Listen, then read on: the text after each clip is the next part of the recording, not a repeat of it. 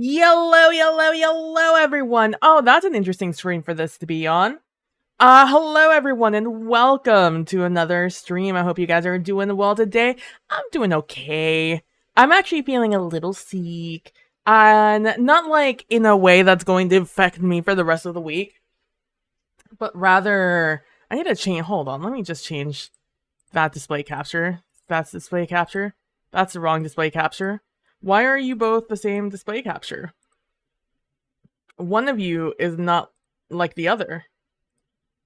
You should be that display capture. No, not that one either. That display capture. Oh, and you can see nothing. Good. That's good. You're not supposed to see anything. No, and that's because I did that. Hold on, let me just hit that. All right, now you should see nothing. There we go.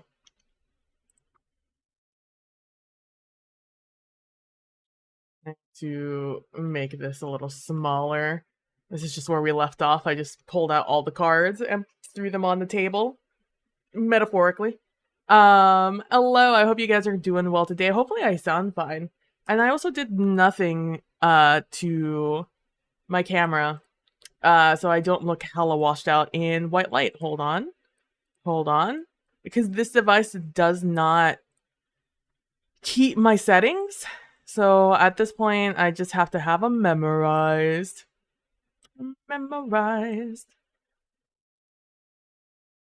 Get a little bit more color so I'm not as washed out as I am, because I am. I do have a large white light on me. And while I'm here, let me, since you guys can see this, let me just clean up my space real quick. Let me also just turn on my lights, my overheads, and let me make myself a little bit bigger because I'm going to be talking to you guys. Maybe I should do this on the chatting scene, actually. Now that I'm thinking about it, maybe I should be over here. Why don't I have a background?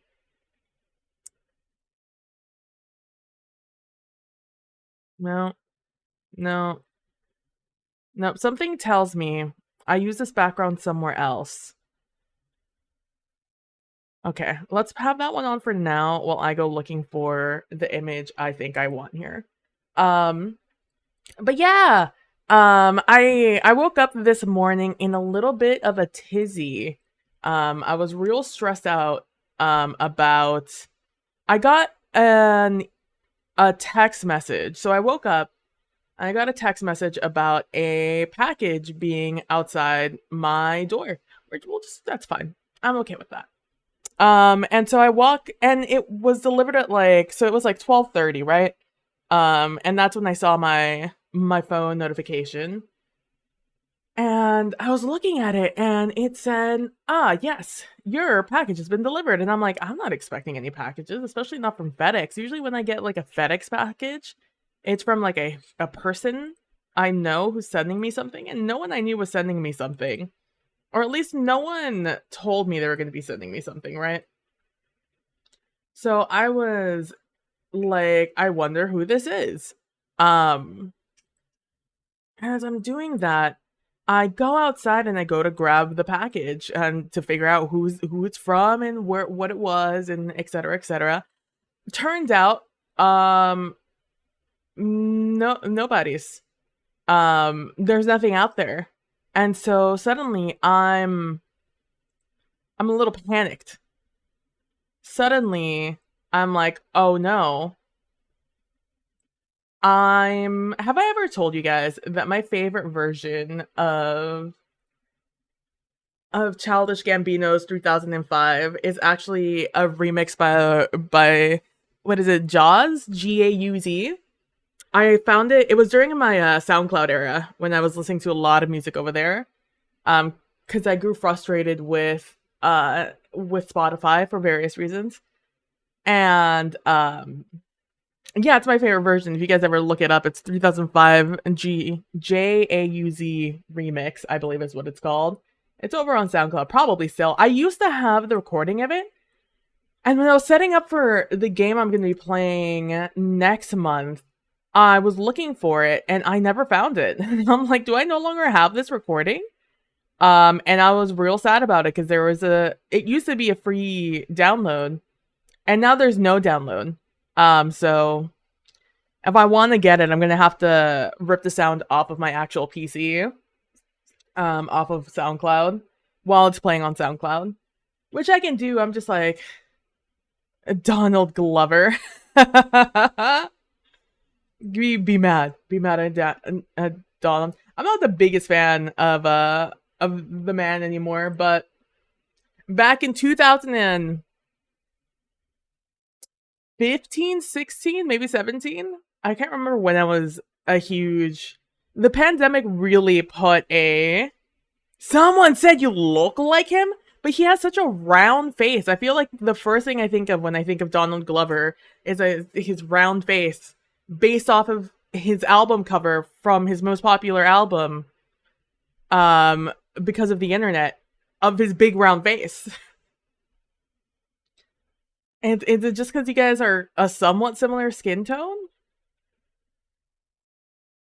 Like, is that why? They're just like, oh wow, look, another black man that's black with black hair and short black hair. And I tell you, I get that way too often from people who've never seen another black person in their life. Probably are they Midwestern? The guy said it was your vibe and your mannerisms. That's not what I would. I don't know who. I don't know who's popular that I would like be like, ah, yes, that is your celebrity doppelganger.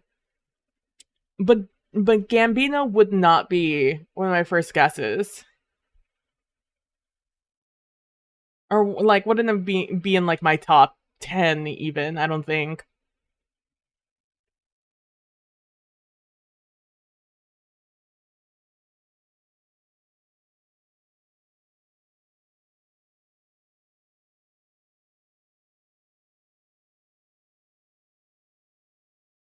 I'd say like maybe a little bit of Khaled, the one who did the.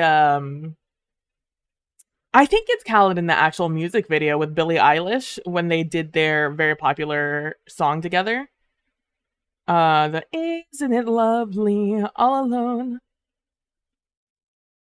Like maybe like on the top of my head that would maybe be in like the top 10, but like I don't know that man well enough, obviously, to even want to say that guy. Gregory, every Chris from Everybody Hates Chris,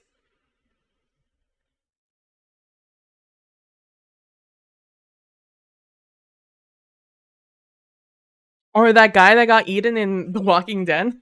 Apparently, he also did that recently. You got him all the time. I could see that. Chris is very popular. Everybody Hates Chris was very popular back in the day. Oh, that's a new. I didn't see that emote. Dude, Ko has some amazing emotes. He must have like 10 bajillion fucking emote slots at this rate.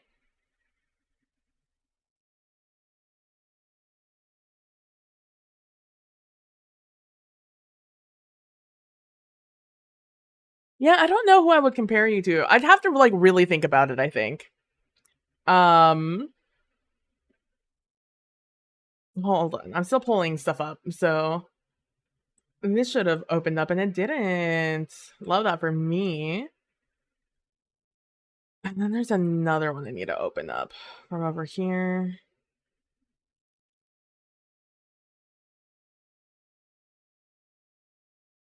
Do not want the spread, want the solo page. Thank you. All right. So yesterday we played Wretched Wasteland and I enjoyed it. It was fun. Let me lower Spotify a little bit so it's just a drone in the background. Or at least what I hope to be a drone in the background. I played Wretched Wasteland yesterday. It was a lot of fun. It's down there in the little corner. I liked the concept a lot. I liked the idea of this a lot. I liked working on this. I liked doing the cards and everything. There were a couple of curious mechanics that I realized as I like did some practice polls in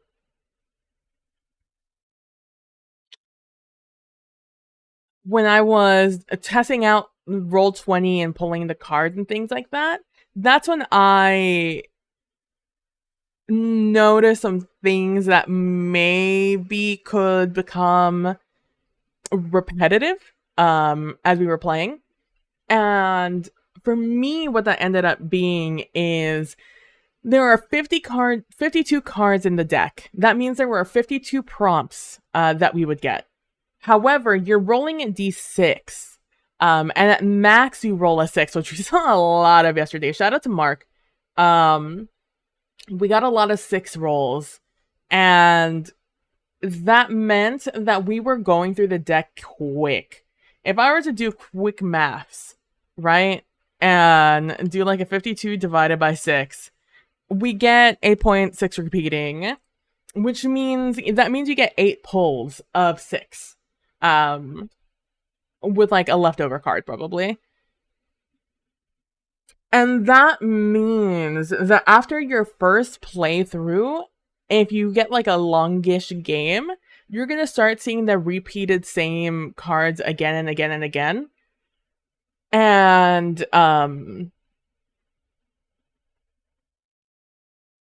even though you could rearrange them and create your own story with them and the prompts, if you were playing, and I feel because of the nature of this game to be over, that can be over very quickly.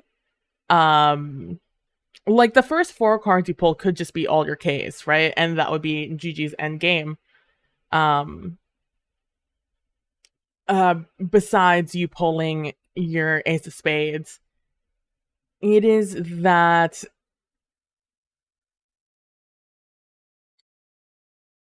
you're not going to meet certain milestones at the same time with all the mechanics, right? So we saw yesterday how difficult it was to move up the map. We only moved up to 3. 3 was our record. 3 out of I even took down 1 because it wouldn't fit on the overlay.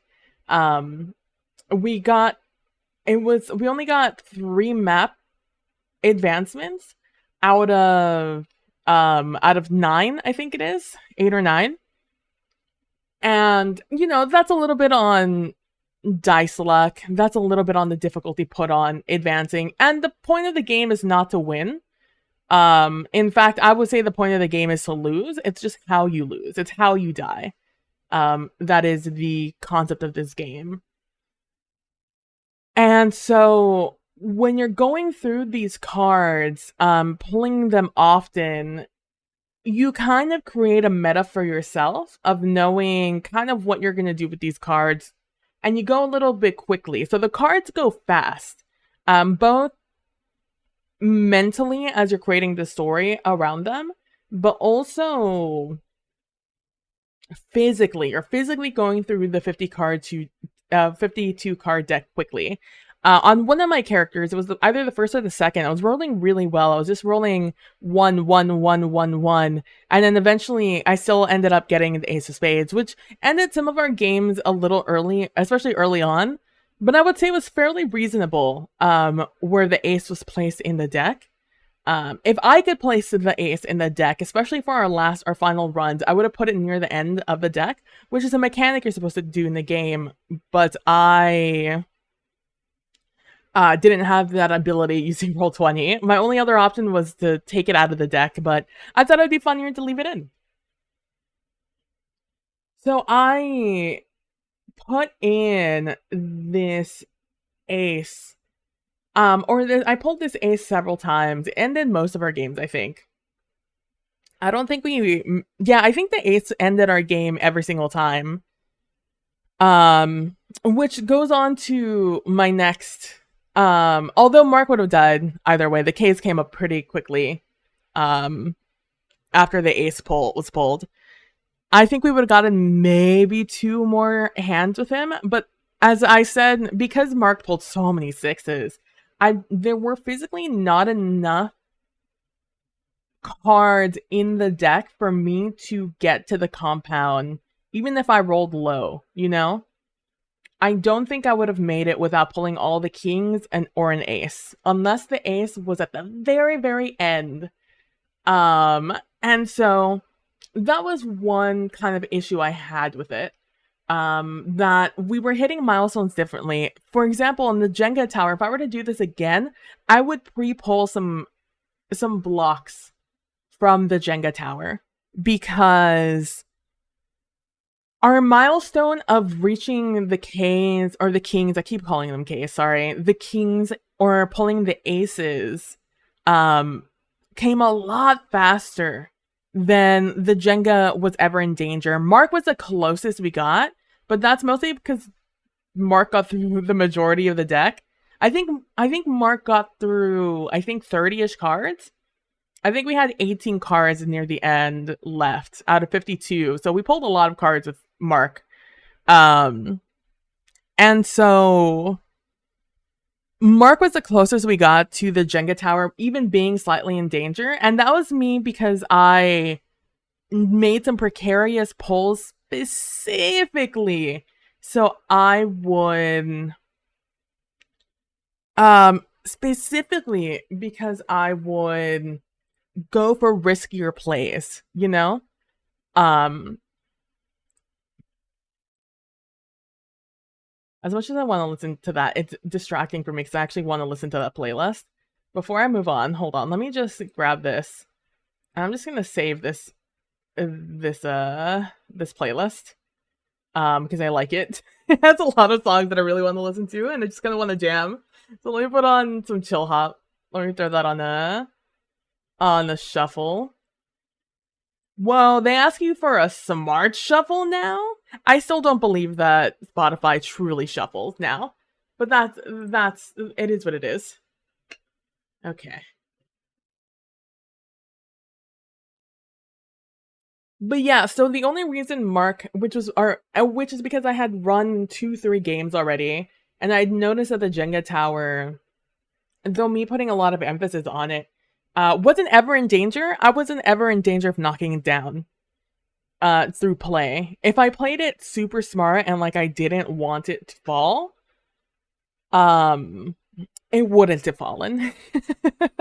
And so Mark was the closest we would have gone, and still at the end, after he lost, I pulled a bunch of blocks. And I think I had like 4 or 5 more pulls that I could have done. And we would have been fine. I didn't even go for any save pulls either, so Mark was the closest we got, and Mark was the person who went the farthest in the deck. Which again is a little bit of an issue on me not being able to move the ace of spades in particular. Maybe if I were to play it next time, I would just not put in the ace of spades, and we would wait until the we got all the kings. Although so the reason that these mechanics exist, right, is sort of to see the hopelessness out of it. However, due to the prompts, the thing that was like the most stressful was time. And because there were cards in there that suggested you went into locations, and there's even cards in there where you got food and water, I never felt stress for my character not making it to the compound because the raiders were going to catch me. Because the raiders from day one felt like they were going to catch me, so they were always like a looming threat.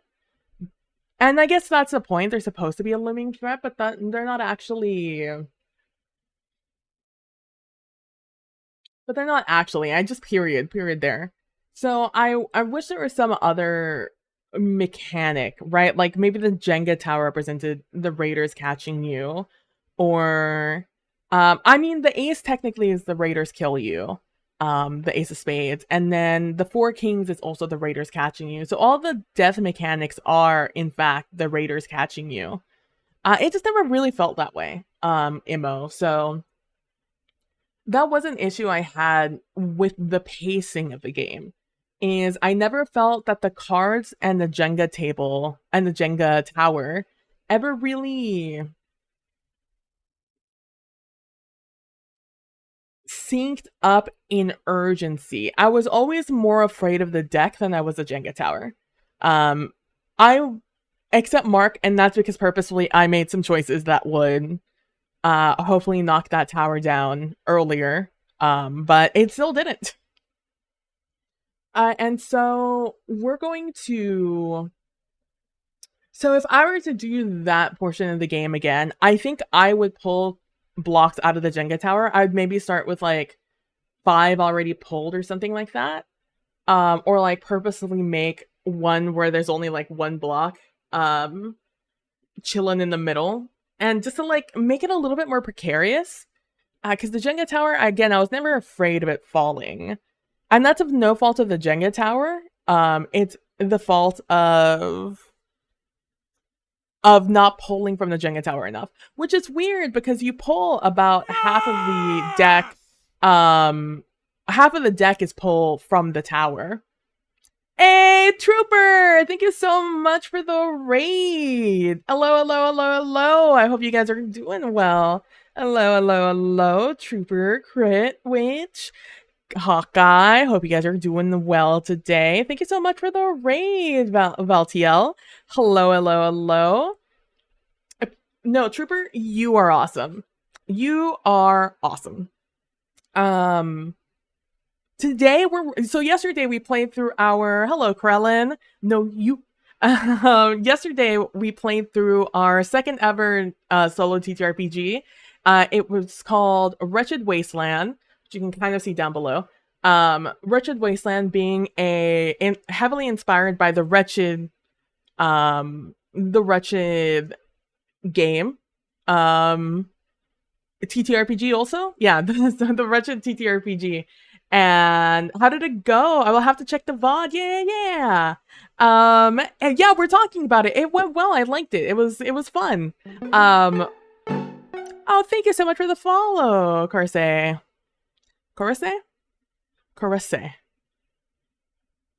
ever just read a name a lot and then just never contemplate how it's said actually aloud? Thank you for the follow.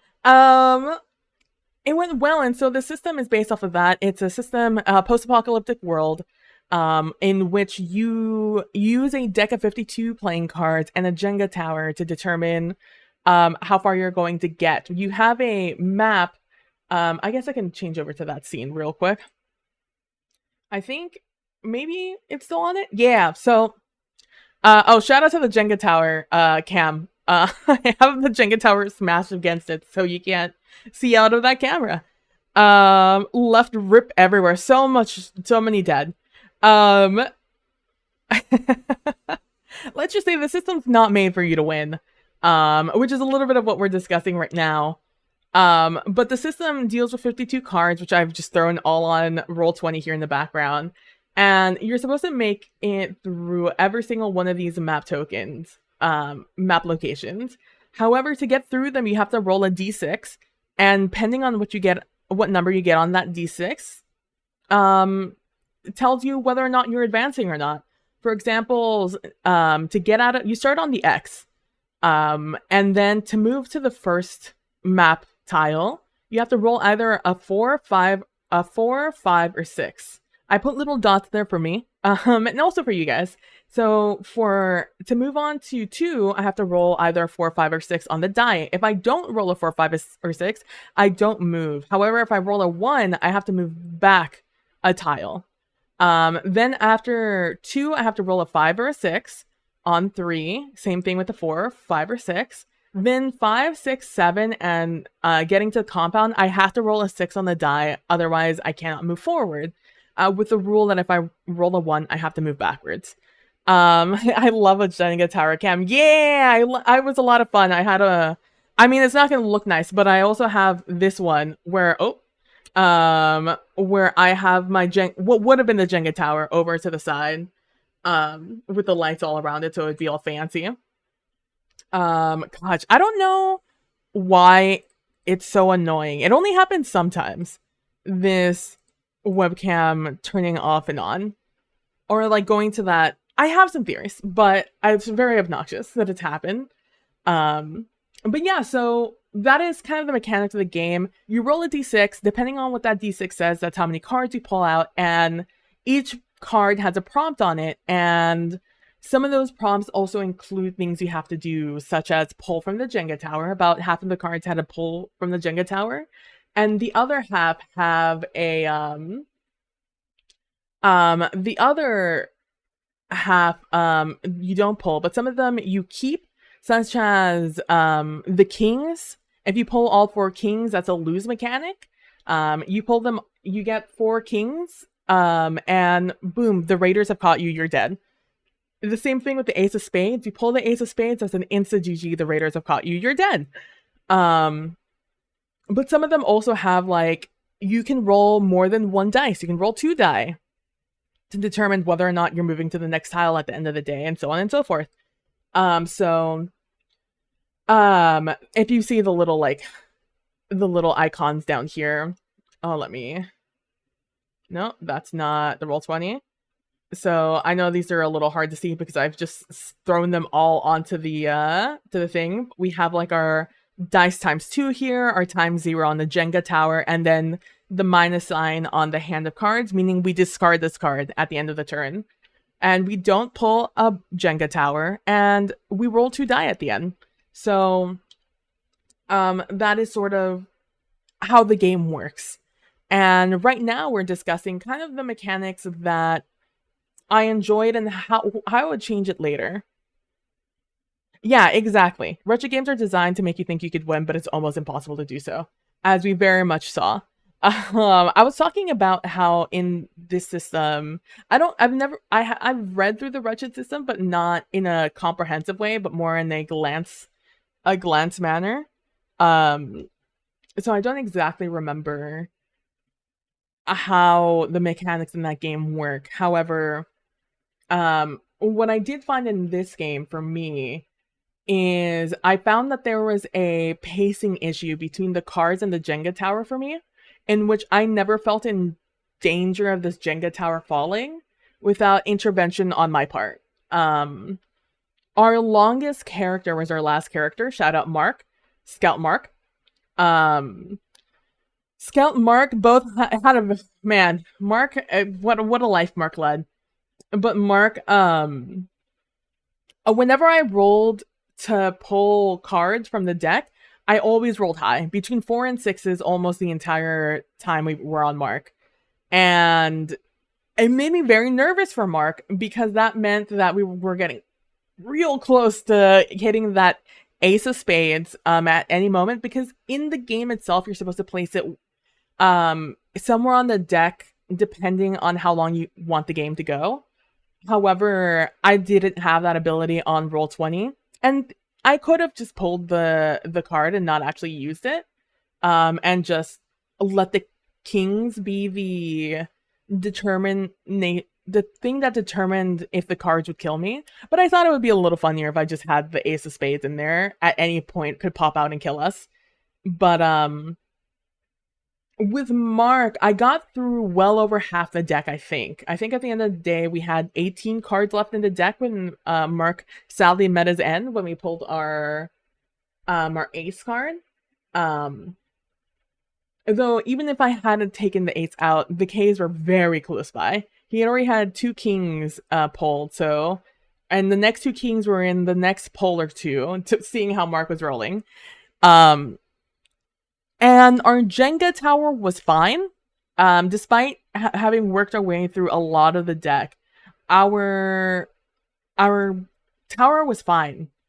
And because Mark was our last character of the night, we went for about 3 hours, I think. The Jenga tower was only in danger of falling because I made risky plays in order to raise the difficulty and the danger of the Jenga tower tumbling. And even with that, we pulled, I think, 3 or 4 more tiles, with me making some real sketchy moves near the end. And it took like five pulls, I think, for it to actually fall again. So that was through my own intervention. If I really wanted the tower to keep standing, I could have. So the Jenga tower to me, I never felt was like a lose condition. I was never afraid of the Jenga tower falling. It was more exciting as like, as in me pretending it's gonna fall soon when I know perfectly well as I'm pulling the tile out that it's pretty solid. It's a fairly solid base.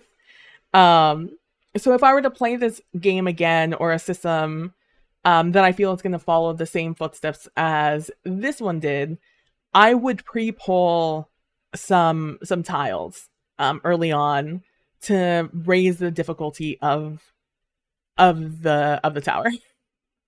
I would pull like maybe 5 and make it a little bit more difficult. Hey, Sphinx, hope you're doing well today. So that's one of the changes I would do. And like I said, there was a pacing issue for me between the cards and the Jenga tower from just a matter of I never felt in danger of the Jenga tower falling, but I did notice that I was running out of cards quickly, you know? And at a certain point, you just know you're not going to finish the game, that the game is going to end soon. It is just a matter of when I'm going to go. Wretched and Alone games I have done 2 so far did include a pre-poll. Did this one not? No, this one did not include a pre-poll. And I do believe it should have. So next time I will be pre-polling from the tower. Whether or not it tells me, depending on the difficulty of the rolls. You gotta dip out at the end. What happened? The dice weren't hard enough on you, eh? I know. Oh my god, me and the dice, we did not get along. High numbers when I didn't need them, and low numbers when I really, really didn't want them. With Mark, what ended up happening with Mark is he got sick. He got waste sickness the turn before the last turn. He passed out. He ran away from the raiders and passed out in a crater under the hot sun. He woke up the next day with a loner of the Wastelands, which is just somebody who's gone mad from being alone in the Wastelands in the system. Mumbling next to him, speaking about, like, oh, have you seen the mother of the light, the brothers and the sisters, blah, blah, blah, just pure gibberish. Mark felt better after drinking some of the water they found before Scout 3 died in the previous run. On the day that Scout 3 died, they got that water from the fresh spring, and Mark drank all of the water out of Scout 3's canteen before they passed out in the crater. So Mark 4 went off with like a body full of water, essentially, until he fell and broke his own canteen. Spent the rest of the day fixing it. And it luckily so, because he was being chased by mutant mongrels and raiders. However, a sandstorm came through and prevented them from moving, but also him from moving. Then he had sort of a dream sequence where he experienced a lot of events that happened previously to him during Scout 3's run. And when he started to question why everything felt so familiar, everything went black. So what happened is he got caught and he died. We pulled up the ace, I think, and he died that way. So R.I.P. Mark, never forget. It was coming though. Mark was a trooper. He was our farthest guy. And he also went back to square one. He started on 3, ended up back in square one. So, Mark, we had high hopes for you, bud, but it did not work out. Yeah, he went through it. He really did. In his last moments, when he was flashing back to his time in the Wastelands, he remembered waking up to the strong smell of the tires burning and Oh, and I think running away from raiders, I don't remember what it was. Either way, he didn't escape. But he did die. Oh, because the last card I pulled, I believe, was him sleeping on the other side of a hill of where raiders were, and I just had it that the raiders came over the hill while he was sleeping and he died. Um, yeah, sadly, Mark just wasn't trained. He was just a guy. He was just a guy being a dude who just got pulled through a lot of shit, and at the end of the day, the Wastes won. Yeah, Mark, poor Mark, man. Poor Mark and Scout. They're truly a tragic love story that happened there. We were so close. One more pull, I would have made it a canon. One more pull, if Scout 3 had survived, um, the day they died, that next pull was going to be canon. I was gonna have the, we were slow burning it a little bit, but it is what it is. And so that's how the last run went. The last two runs. Scout 3 was our second to last run, and Mark was our last run. But yeah, I ended up running out of and that was one of the issues, and that's why I decided to go narratively in that manner. That Mark died early on in that night and just flashed back to nights prior. Because Mark pulled so many cards, and technically he existed prior. He ran through two essential runs. And so Mark experienced, I think, almost every card in the deck. And we pulled almost every card in the deck. There was a couple we didn't, like the 6 that we have in our little window down below. We never pulled that card. And there was, I think, 2 or 3 I noticed when I was just taking them out and putting them down that we never got.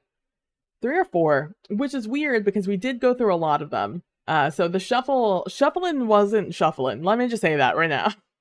Because we pulled some cards every single time, but I guess that's just random chance. But yeah, we reached a point in every single game where I'm like, I don't think I'm going to even get minutely close to the end. And I knew that was a possibility. I didn't have any delusions that I was going to win. I had read the rules and I knew what I needed to do to win, which was to roll high when I needed to. And I knew that's not me. That's not me. I'm not the one who does that. But I mean, I wouldn't even get the 4, 5, or 6. I wouldn't even roll the 4. I would roll the 1 through 3, which was really detrimental to the run. I just rolled a lot of 1s. We went backwards a lot in this game. And there weren't enough cards. Like I said, I never felt an urgency that I wasn't going to make it to the compound thanks to the map. I almost feel like the map was irrelevant to me. In the original Wretched, I'm not sure it's actually possible to win. I don't think it's possible to win in this game. I think you'd have to get mad lucky to win in this game. And like both in your rolls and your card pulls, you'd have to get really lucky. 52 cards you have, with 2 lose conditions when it comes to cards, an ace of spades and pulling all 4 kings. You'd have to get lucky and roll low to pull cards and roll high to move on to the next little map space. But yeah, Mark again was our best run, and at no point did I really think Mark was gonna advance. Again, Mark ended up back at square one. He started at 3, he had our best opportunity, which is why I kept Mark. I was like, you know what, Mark, you're staying on 3 so we can keep going, in hopes I get to use this mechanic of using the map. But I think at the end of the day, the map was kind of pointless. I guess if you're playing this hardcore, it would be useful to know that you would make it to the end. But I guess you have to have some sort of win mechanic, and But the map just felt long. It could have been 5 tiles, and I still would have probably not made it to the end, you know? What do you think would happen if you doubled the card deck size?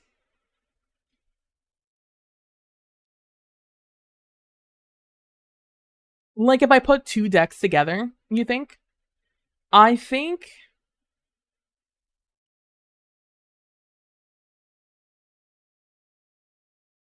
I think narratively it would be a little bit more interesting, because there would be more prompts on the table.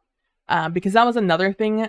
I just kept getting the same prompts over and over again, and a lot of the time I was pulling them at the same time as before, um, and I was having to come up with different ways to tell the story using the same cards.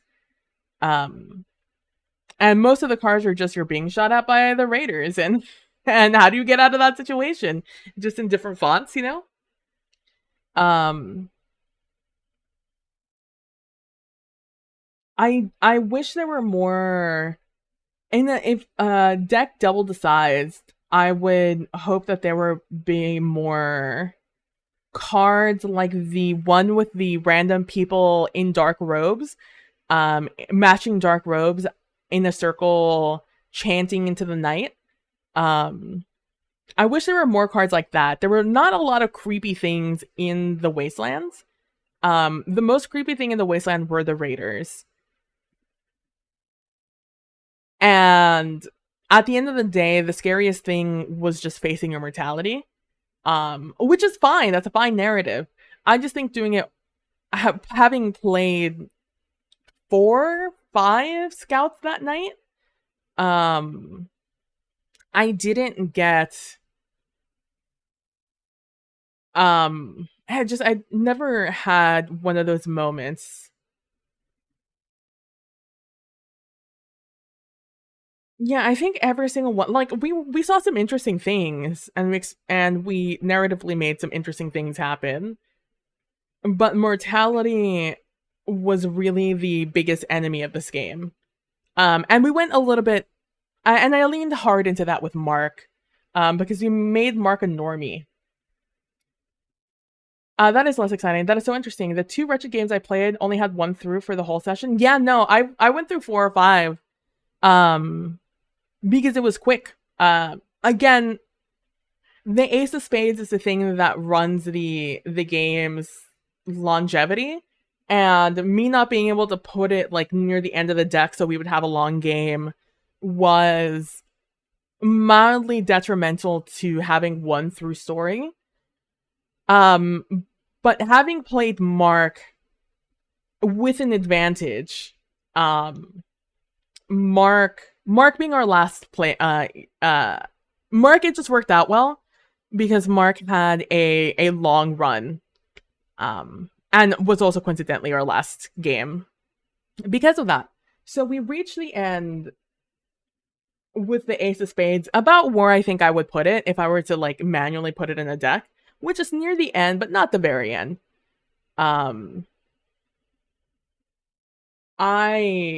Yeah, we went through it quick. I even spent a good amount. I felt uncomfortable with how long I spent on the narrative sometimes. I would look up and it have been like 10 minutes that I've been discussing like these 4 cards and coming and like having verbalizing the narrative. At times I thought I ran too long, but even then I was going through them quick. Scout 3 had a long run. I think Scout 2 had a long run too. Longer run. They went through several card pulls. We had several days with certain of these characters. I wish I had a day tracker. That's almost what I wish the map was, a day tracker to getting to the end. Because that's what the map felt like, just a tracker, but I wasn't tracking anything. I think that's what I would change. I think I would get rid of the map and I would put a day tracker. Because I went through days. I was a lot more curious myself as I was running through the system because I was trying to keep an idea of what the pace was. My personal pace was going through the story. You didn't think it was long, but you only really saw the last one? Yeah. I feel like I perfected Mark. I feel like when I got to Mark, I really had like a lay of the land. I really understood how the game's pacing was going, and I felt a lot more comfortable with it. Um,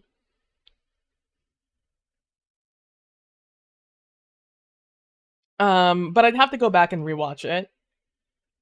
Because all I had was the timer I had on my OBS to tell me how long I'd been talking. um, so yeah, I think I would take off the map and I would put on a day tracker. I think that would be more interesting to me personally. Um, and because I think maybe even if it, because I guess you're supposed to have a log, which I skipped. I skipped the log because I'm verbalizing the narrative to you guys. I'm not just playing by myself in a room, looking at these prompts and thinking about them in my mind and making a story.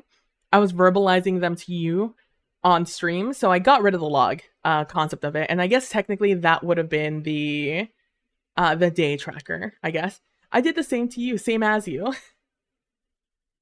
On which part, Trooper? What did we do the same? Also, for those of you new here, I look down, I have chat down here. I have a monitor below my main monitor. So if you see me looking down, that's you guys. Hi, chat. So I think I would take off the log was me speaking out loud rather than writing things out. Yeah, exactly. It's just, so I guess in retrospect, I probably should have had some sort of tallying system so I would know what the days were. I just didn't think that would be an issue. I didn't think that that was something I'd ever really want to have kept track of, you know? But now I know for next time, if ever I run a system that's similar to this one, Wretched Wasteland.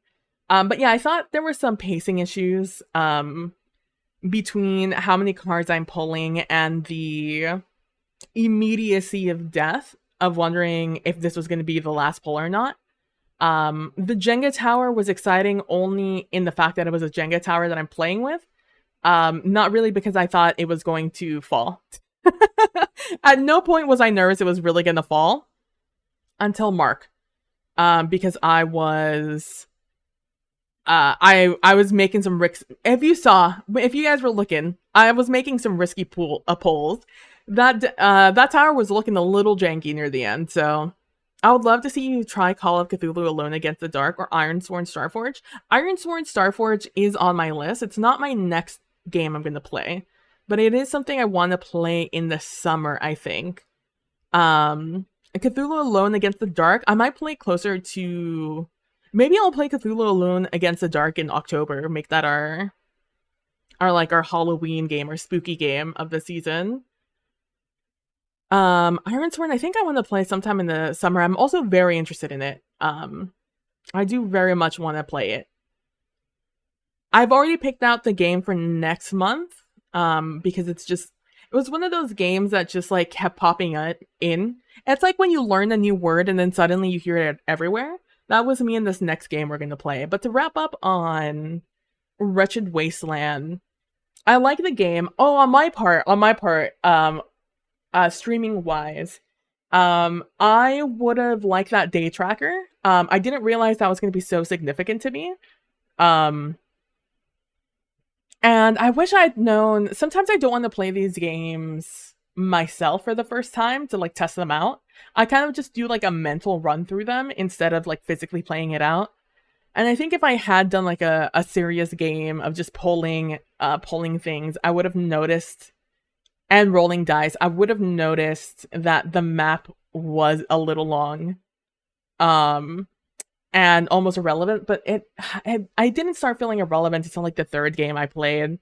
So, I don't know. I don't know if I could have changed that going into it, but I think now that I have the experience, I know to look out for that kind of pacing issue in the future. Again, the game wasn't meant to be won, but it didn't even pretend that I could win, you know? And I think it's more exciting from a viewer perspective to know that, oh, I was so close. I almost could have made it. I almost won. If only I had rolled. You know, there's a little bit more excitement in that than me ending up back on, starting on square 3 and ending up on 1 of 9. And there's nothing really there. It felt more just like a waste of space on my overlay when I could have done something more interesting, like a day tracker. Um, because the idea of running out of rations is a little more interesting, because I think that's how you would realistically die in this game, is you would run out of rations. And water, knowing that the rain that falls from the sky is toxic. So realistically, I have no idea how in the system you actually get water. Um, because the water cycle is so important to the existence of our world. So the fact that there's the existence of non-poisonous water. Like there's acid rain and then not acid rain you can get, but I guess realistically that's how it would go, but I don't know. So that's what I would change there. I really enjoyed making the cards. I learned a lot there, and I do really believe it's saved us so much time.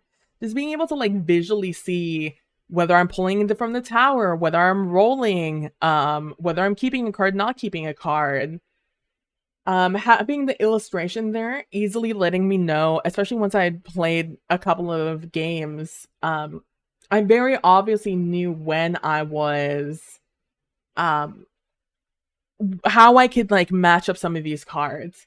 The thing with the repetitiveness where I felt it is me reading out these cards constantly. Like we had one of the kings, I think every single run. Every run we had, I believe, though, you're getting shot at, and the shards of brick, hit you across the face as, the bullet hits behind you, and you're running away. How do you get out of there? I think was the gist of the card. And that card, I very much saw every single run, and having to read it every single time, I was just like, this feels pedantic almost, me doing this, but I have to, right? Because you could kind of read them on that's another thing. I would choose another font. I don't know what font I would choose. I don't think it was the most readable on stream, despite my best efforts.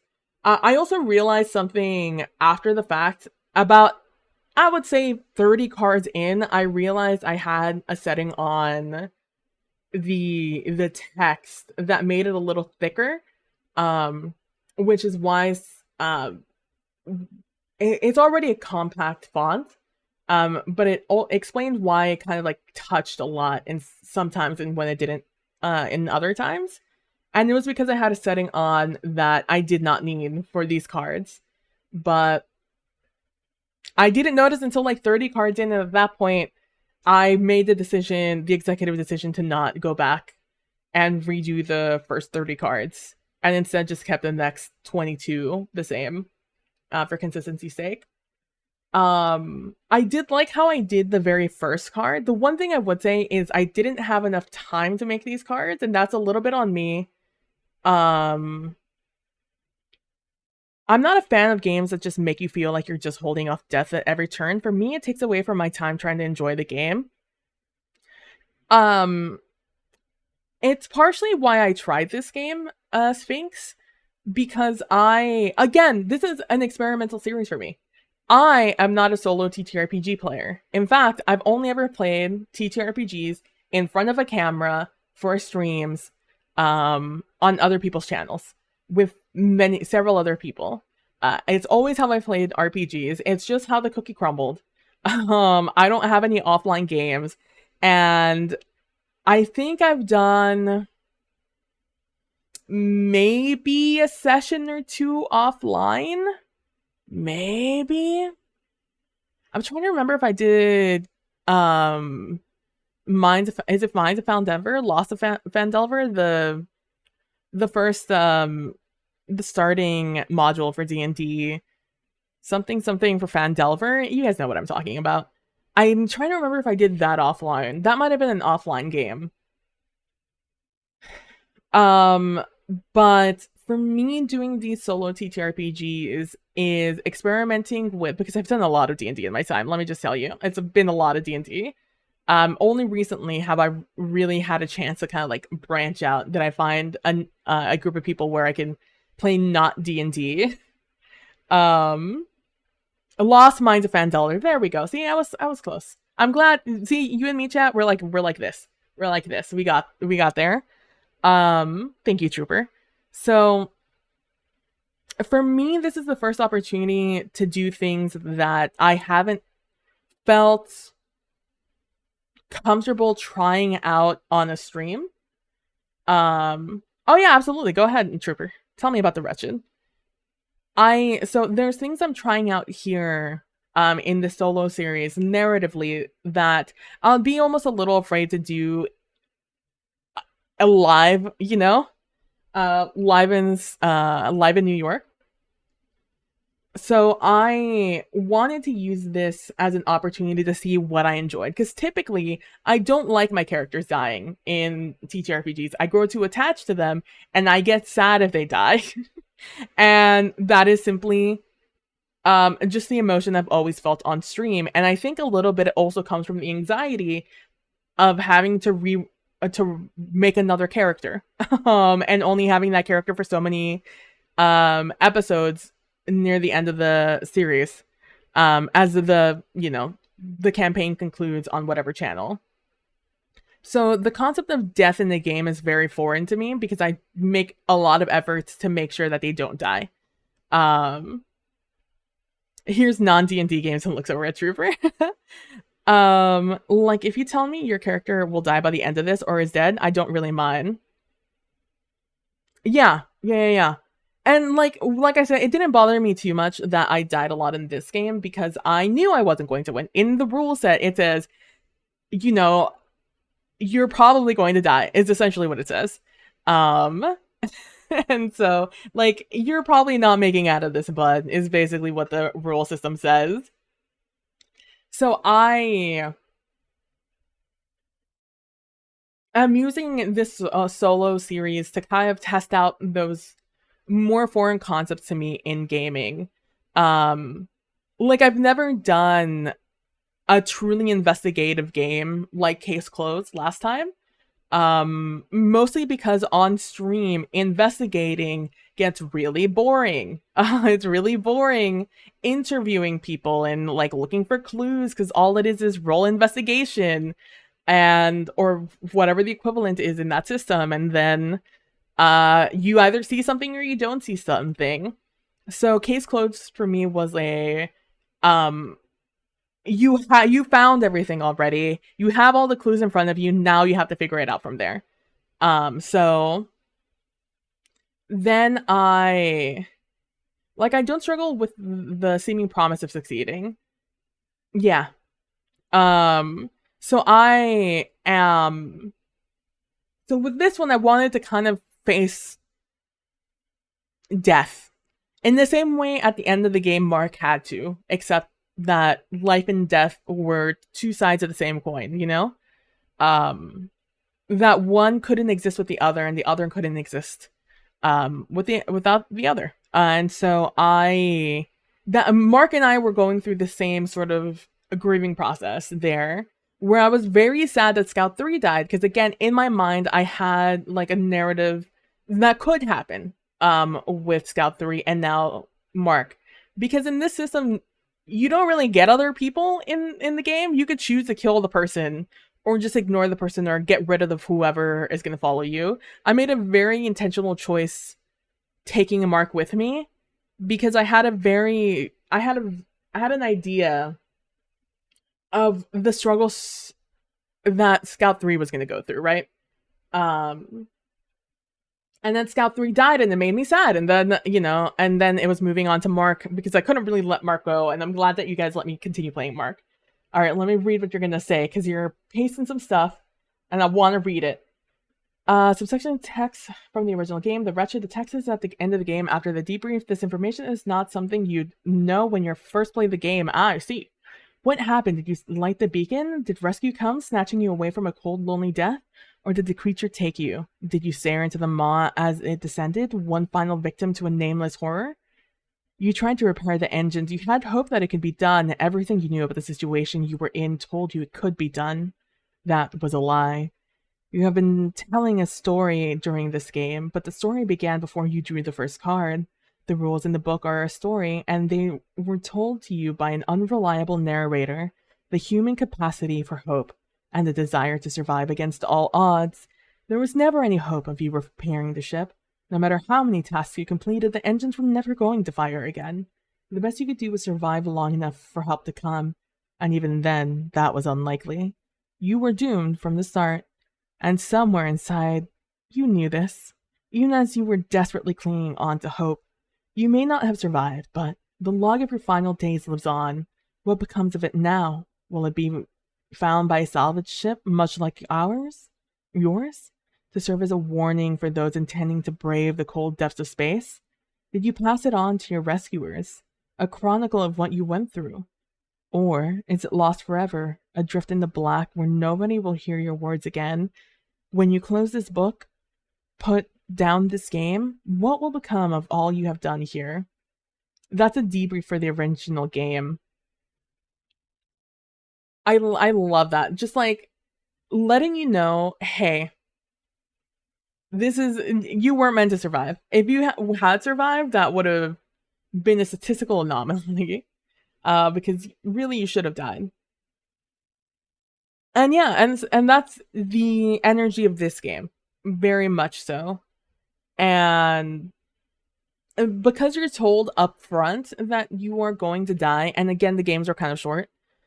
Even with me feeling like I was taking forever narrating the story, I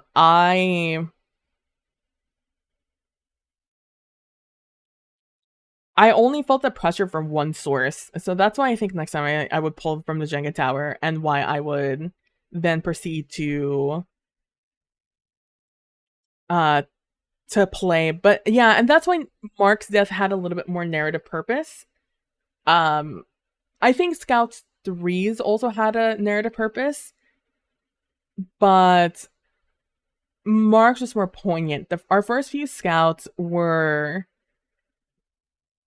basically frontline. They were just red shirts in there for us to learn the game, I think, to get a hang of how I was gonna do this game on stream.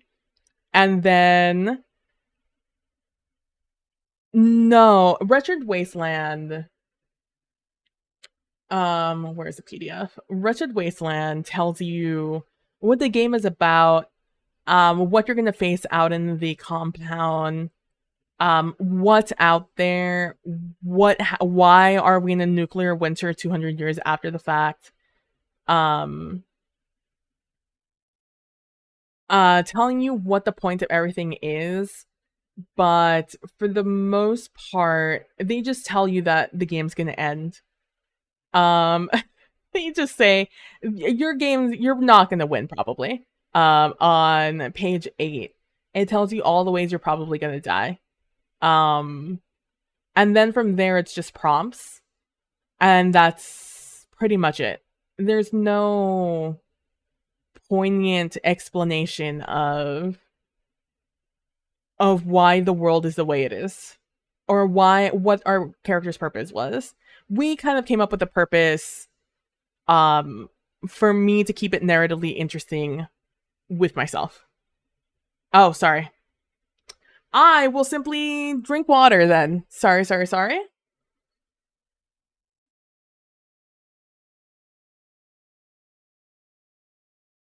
And by water, I mean chamomile tea. I woke up this morning, and I was telling chat earlier, and I don't think I finished the story. I woke up this morning to a message on my phone from FedEx saying that I got a delivery. And I was like, a delivery? I wasn't expecting anything. And I go outside, nothing there. I look at the picture. It's like, it was 1 when I walked outside. The delivery was at 12:30. So I didn't see the message right away. So it was very plausible. In the picture, it looked exactly the same as it does now out there, on our porch. Which it doesn't always year round. So I was just like, where is this package? And I didn't know who it was from, that it was coming at all. And so I was really stressed out about what this could be. And I went back to see like where it came from, because originally it just said Tennessee, and I'm like, I don't know anybody from Tennessee, nor have I ordered anything as of recent. And then when I expanded it, it showed me it came from somewhere.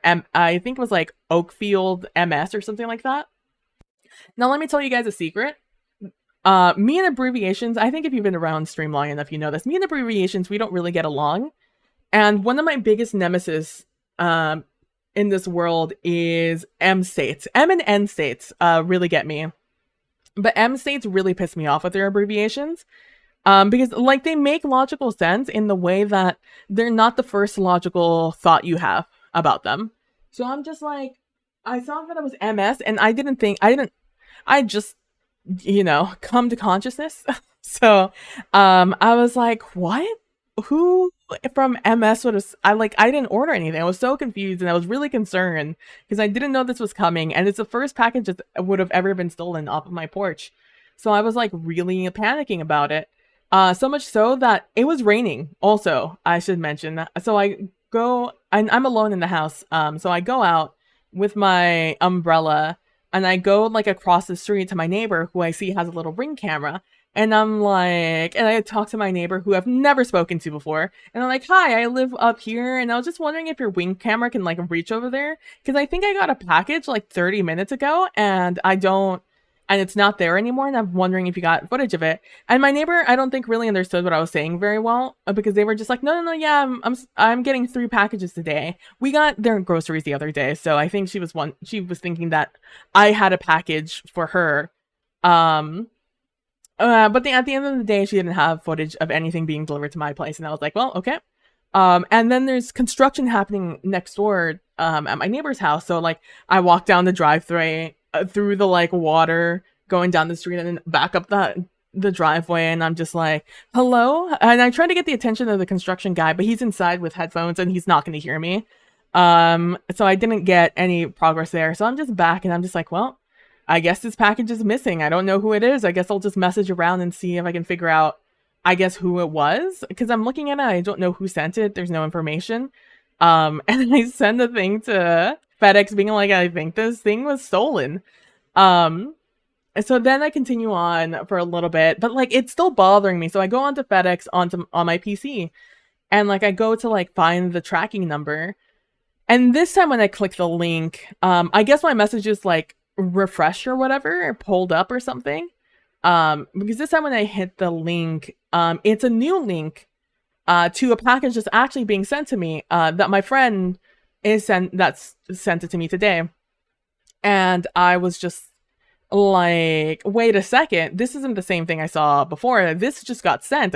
My friend just sent me the message telling me that they finally sent the package. And so I'm just like, what? And so I go and I'm like looking, and I've already told like, the entire household knows that I had a package stolen at this point, because I'm a little bit grumpy now, that I wake up and this is the first thing I find out.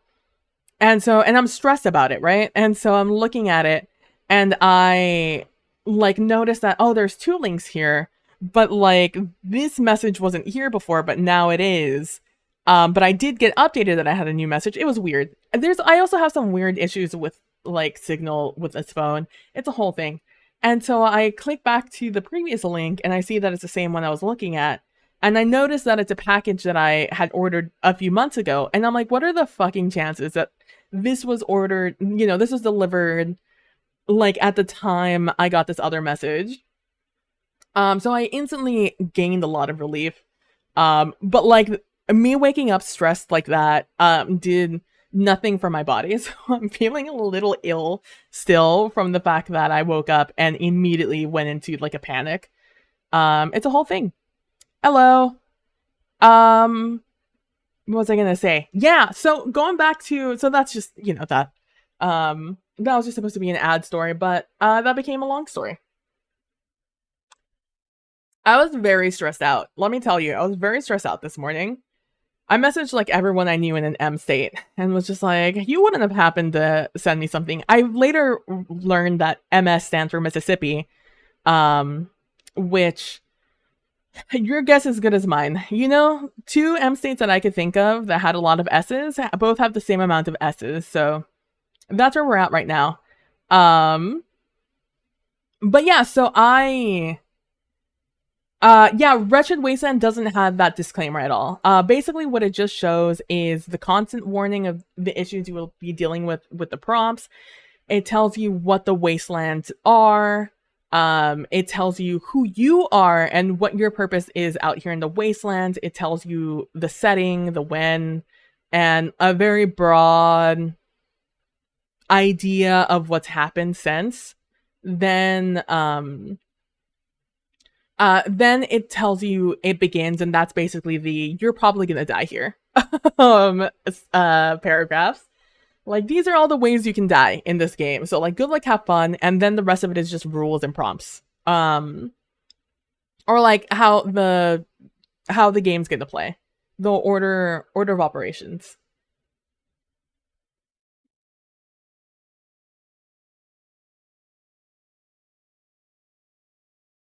I did. I sent you like a whole thing, Trooper. I sent you a message, and I was like, "This would like." I took a screenshot of like the post office it was sent from, and I was just like, "This wouldn't happen to be you, right, Trooper?" And then a little bit afterwards, I was like, "Okay, MS, is that Massachusetts or is that Mississippi?"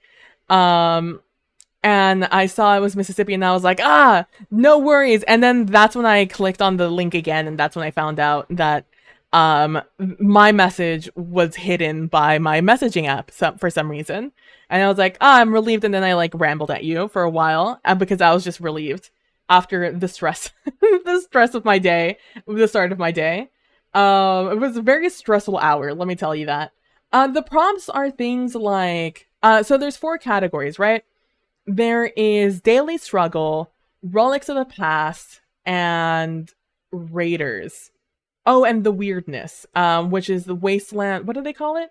Wasteland Wonders, is what they ended up calling it, which is funny. This book was edited, but man, let me tell you, sometimes it doesn't feel like it. Can I just recall all? Yeah, recall all of them. Thank you. Shuffle. Thank you. Let me go back here and let me go into game night. Oh, close. This needs to be 48.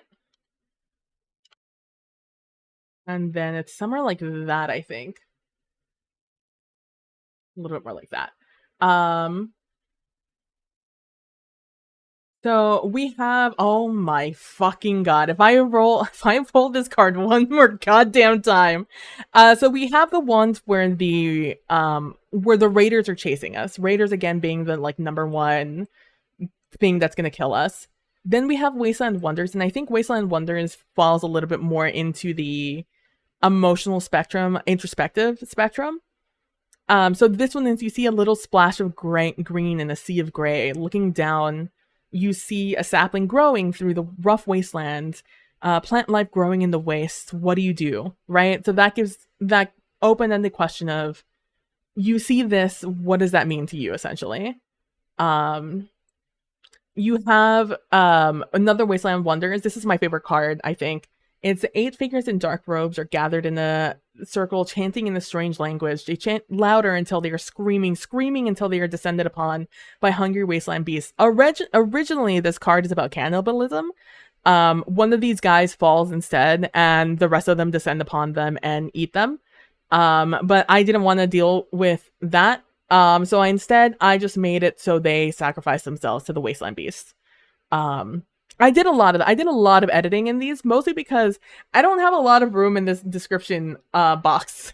So I had to really minimize most of these prompts into something into less flowery language. And some of them I edited them because they were just simply topics I didn't want to deal with. That's another wasteland weirdness. That's just rats you find and you have to eat them. Oh, there's the raiders. You see raiders who are fighting each other. Nothing to do with you. It's just the fact that emphasizing that raiders are violent and do not care who they kill so long as they're killing. Relics of the Past, again, that's another introspective one, where you come across one of these death mechs that was used in the final war of the old world before the nuclear fallout. So that's another one that's introspective. A charred forest, that's another introspective one. You're inside of a school, that's another introspective one. Attack, this is an attack one. Most of the raiders ones are you're being attacked. You come across another person that's actually useful to you in Wasteland Wonders. So yeah, there's some that are action based where you're actively being chased by something or someone. There's some that make you make a difficult decision, such as the mark card is what I'm calling it from now. A lone raider comes up to your camp, hands up. They're a deserter and they want to join you on your way back to the compound. What do you do? And obviously, it's what do you do? You can do anything in this situation. I chose to make my scouts non-violent because I think that's what a scout should be. Somebody who does not want to be in violence. That they're scouts, and the reason they're scouts is because they're lithe and they're fast. So have I tried any choose your own adventure books? I have not. I have not yet. Not as of recent. Obviously when I was a kid, I did choose your own adventure, but as of recent, in the last like decade or so, no, I have not. But those are what these prompts are for the most part. There are some emotional things. There's some that are action based, and there's some that are just simply, some that are crisis based, right? For example, there is the canteen full of water, your only water. You drop it and you have to repair it, and then you have to spend the entire day repairing it. It's stuff like that that exists. So that's what I would say exists in this game. So there's introspective stuff if you make it so. It doesn't force introspection on you, I don't think. But yeah, so overall, I like Wretched Wasteland. I like the idea of Wretched Wasteland. I think it needed to be refined a little bit for me. I think so all these games are written as is, right? But because I'm going to stream them, I adjust the rules and adjust prompts and things to best serve stream and myself for streaming, if that makes sense. So like in case closed, I change a lot of the tables because I simply didn't want to discuss some of the things that were on there, because the person who wrote the game is a true crime junkie, and there's some pretty horrific things that happen in true crime, in IRL, in crime. So I just didn't want to deal with some of those things, so I just yoinked that out. I also edited some of the rules based off of the fact that I guess it's not editing rules if the rule never existed, so I added rules for certain situations. The Wretched, one of the crew died while holding a teddy bear his daughter gave him. What was the bear's name? Oh, heartbreaking. Yeah, there's no very direct questions like that. It's all very open-ended in Wretched Wasteland. It opens, it's very much like therapy, where the door is open for you to discuss such a thing, but you're never forced to discuss the thing, right? They're gently coaxed to do so, but you don't have to. Yeah, it sounds reasonable, exactly. And I did the same thing with the Wretched. I mean, if you guys were here for some of these cards, I rewrote some of them to make a little bit more sense, I think, for me narratively. And there was some language that I don't think that the original author intended to sound the way it did. But some of it was a little more violent than I was willing to play with. So I modified some of the language and the energy of some of the cards to something else. Like the cannibals card. I just simply did not want to deal with cannibals. Sue me. So I dealt instead with them being a death cult of their own deaths. I wish there were more cards like that. That was the most interesting card to me. That went in the shambling mound of a carnivorous plant that's never been seen before by anyone still alive. Which should be more of an omen rather than what it was. I wish they would have made it an omen. Like, I sure hope this isn't an omen for anything.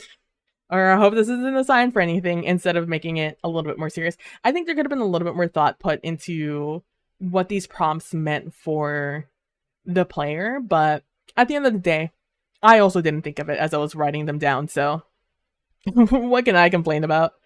Yeah, lines and veils are still important, even if you're playing solo, exactly. So I simply, yeah, there were things I just threw out, things that I rewrote. So yeah, but I tried to say I tried to keep as faithful to the game itself. I can never remember the word faithful because it doesn't sound anything like it does in Spanish. That's a me thing. Let's see, 4 parts. Your comm system blinks into life, picking up a garbled chatter from far off vessels. It falls silent before you can signal to them. What are they saying? We had something similar like that to Raiders. That was a card that existed somewhat the same, but it was more in fear because you were on the other side of a hill of a encampment of Raiders that are chasing you to murder you. So it's a little bit more nerve-wracking in that case. Exactly, and so that's what I did a lot. I do a lot for these games, and will continue to do so because it's my game. It's me, myself, and I. I get to choose what I want to do and I don't want to do.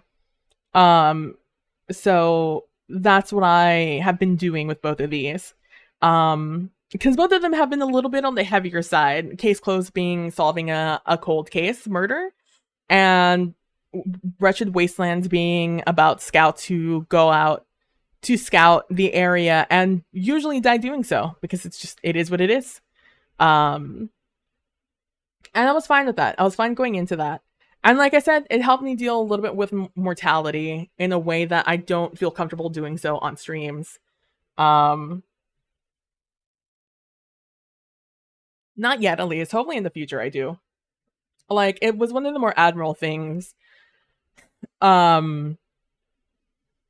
with playing with Trooper in Carousel Court was Trooper's complete and utter just eagerness to murder off his characters in some way or another.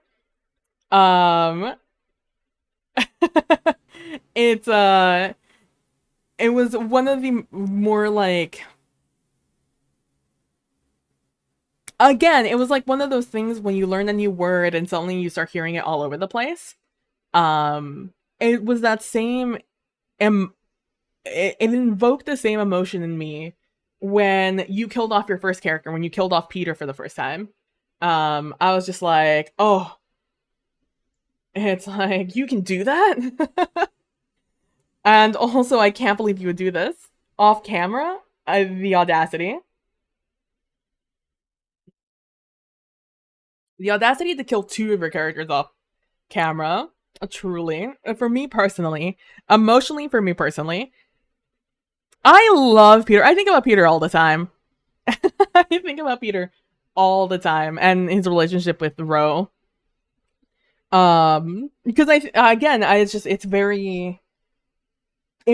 was very impactful to me, to PB, to see a player so willingly murder off their characters, with almost a sheer glee. It's something that I cannot relate to, but I wish I could, you know? It's something I'm working up to. And maybe one day we'll get there. I enjoy Peter. I also like Eminem. What was his name?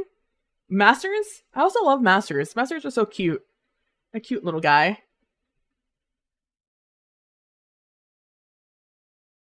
Yeah, you kill both. You wanted to kill your characters on camera. I wanted to marry my characters on camera, but I wanted, the only thing I wish I would have done. I wish I would have interrupted in the previous session when. Oh, what was his name? It's not Juan. Oh, what was the kid's name?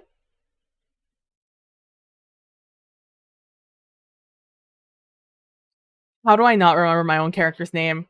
The son of Ro, whatever the fuck his name was. I can't believe I can't remember his name right now. I wanted to have a good interaction between him and his wife on stream, but I wanted there to be some an underlying tension there that I just didn't have a chance to do on stream. But I tried where I could whenever she was referenced to paint her in a good light, because they didn't divorce because of, you know, anything bad. It was just 2 people in different phases into their life. Luis, there we go. There you go. You got it. Luis. And so I wanted to. Oh my god, thank you. Was it also bothering you? I let it go. I just there's too many character. My Mass Effect game has too many character names. My family has I think 7 people, and then I had a squad of 5. I think maybe more. Maybe it was also 7. Maybe it was 9. A lot of people died in my squad, and only 3 of them are alive. Well, they were alive. I don't know. It's turning out that it sounds real bad for some of my friends. So those names are all flying in my head right now. It was gonna bother if you can remember Luis. Yeah, Luis. I wanted Luis's wife to make at least one appearance in the show before they got divorced, because I knew I wanted him to get divorced. I think it was very important to not have the perfect relationship with all of my characters, like because Rowan, his wife, were like the perfect couple, you know? Like they had their squabbles here and there, but they were the couple, you know? And it was important for me for them to have a positive relationship as because they were succubi. And I think they get a bad rap in media for the most part. So I wanted to make sure that even though yes, they did have to go off and have sex to feed, that they were their number one. They were their OTP, you know?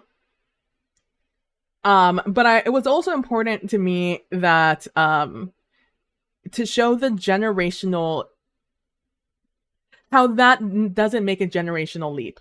And that just because you've seen the perfect example of a relationship doesn't mean that you're gonna know how to do that on your first try, you know?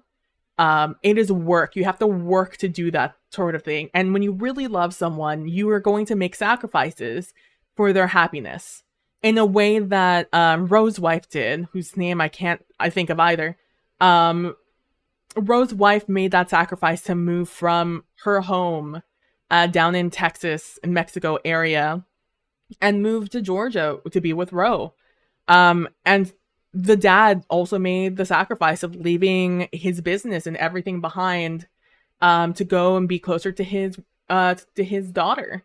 And because succubi have such small families, because it's so difficult for them to have children, because they have to have low fertility if they're always fucking. It was important for me to show that family connection, and then also, you know, how that moment of the reason that Luis got divorced, and the number one issue being that he was unwilling to sacrifice his life in Savannah for his wife, to follow his wife to the ends of the earth in a way that Ro would, and so would his wife. And so that was important to me to show that Luis didn't understand that, but also did understand that, because the reason he stayed in Savannah was because of Masters. Because he loved Masters, like family. And I wanted that to be that dichotomy of Luis did know what love was. And it was just a matter of him thinking he had all of the time in the world. And he can make someone wait forever. Especially another long-lived person, right? But that's not how the world works. There's no amount of love that is going to replace the actions you have to take to meet your partner, to meet your, you know, to meet your partner in their demands and for them to meet yours. Masters love Luis too. Yeah, it's just like it's just that was important to me to show that. I wish I did have a scene though with Luis and his wife, whose name I don't remember. She did have a name, but I just don't remember it off the top of my head. It was a cute name. I think I should invite you to play a Gumshoe game. One of the one player, one GM games. Oh, Gumshoe games are all investigative games, but you never roll your investigative skills. You always succeed as long as you use the skill. You roll for non-investigative skills. but not investigative ones. Interesting. That's very interesting. I would, Trooper, I'm always happy to play with you. Anything and everything, I will always say yes. So long as I can. So long as I am available, I will say yes. Luis, I wanted to have a scene with Luis and Masters in the hospital. Yeah. It's like those scenes only last in our minds. I have so many scenes in my mind of characters in that game interacting. It's like it's the beautiful thing and the sad thing about the system is that I was so short, but also so long. You know, we in long in the years we covered, but short in the time we. Oh, I go off of the. Hold on, let me just. There we go. No leaving the frame, arm. You stay in the frame. God damn it. It's like long in the time in the time frame we play, but short in the amount of actual days we get in between those years.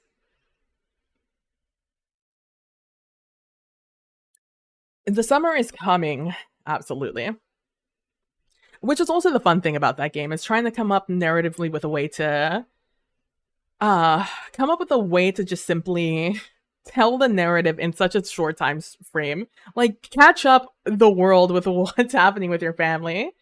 And also make some narrative, some plot progress. It was fun. I really liked it. Let's see. That being said, that's not what I wanted to put up. So that brings us to what we're going to play next. Summer is coming. Summer is coming. Like I said, if I'm available, I'm open to you to play with you, Trooper. You're one of my favorite people I've ever played with. You're very much, your manner of approaching games is so unique to me, that I'm always delighted to see what you're going to do, because I would never be able to guess. I have no idea at any singular point. You know, there's movies out there that you can guess what the ending's going to be halfway through the movie. You are the exact opposite, Trooper. I have no idea what you're ever going to do, and that makes you such an invigorating just table mate, someone to be playing across of and to be playing off of, because it also keeps you on your toes, because I don't know what you're going to do. Therefore, I have no way of planning what I'm going to do, which is very exhilarating. The Good Society has an expansion that is all about time skip. I think it does time skips very well. Ooh. I've never played Good Society. I've read it. Have I played Good Society? I don't think I have. Maybe I have. If I have, it's a one-shot. But I don't think I ever have. Anyways, that brings us to our next game. The next game we're going to be doing is Void 1680 AM. Void 1680 AM is a game that has popped up a few times over my... Oh, there's an ad break. Hold on.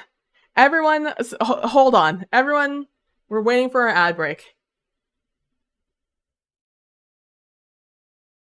Drink some water. Stretch. We got another 40 seconds. We gotta wait here. I'm gonna have to repeat the Good Society thing because I don't think Trooper heard me. Hope you guys are doing well. Thank you guys so much for subscribing and supporting me. You guys are the best. And if you're a Turbo watcher, thank you guys for choosing my stream to watch. I see that little bit of yellow. It's yellow on my chart when the Turbo person.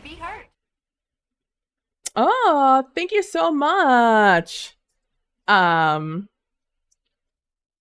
more seconds? It's supposed to be 3 more seconds until the ad break's done. I will wait. Thank you so much. They would be hurt. Thank you so much for gifting those subs over to Sphinx and Trooper, Crit Witch. You're awesome. Thank you so much for supporting the community and supporting our friends. Shout out to Crit Witch. I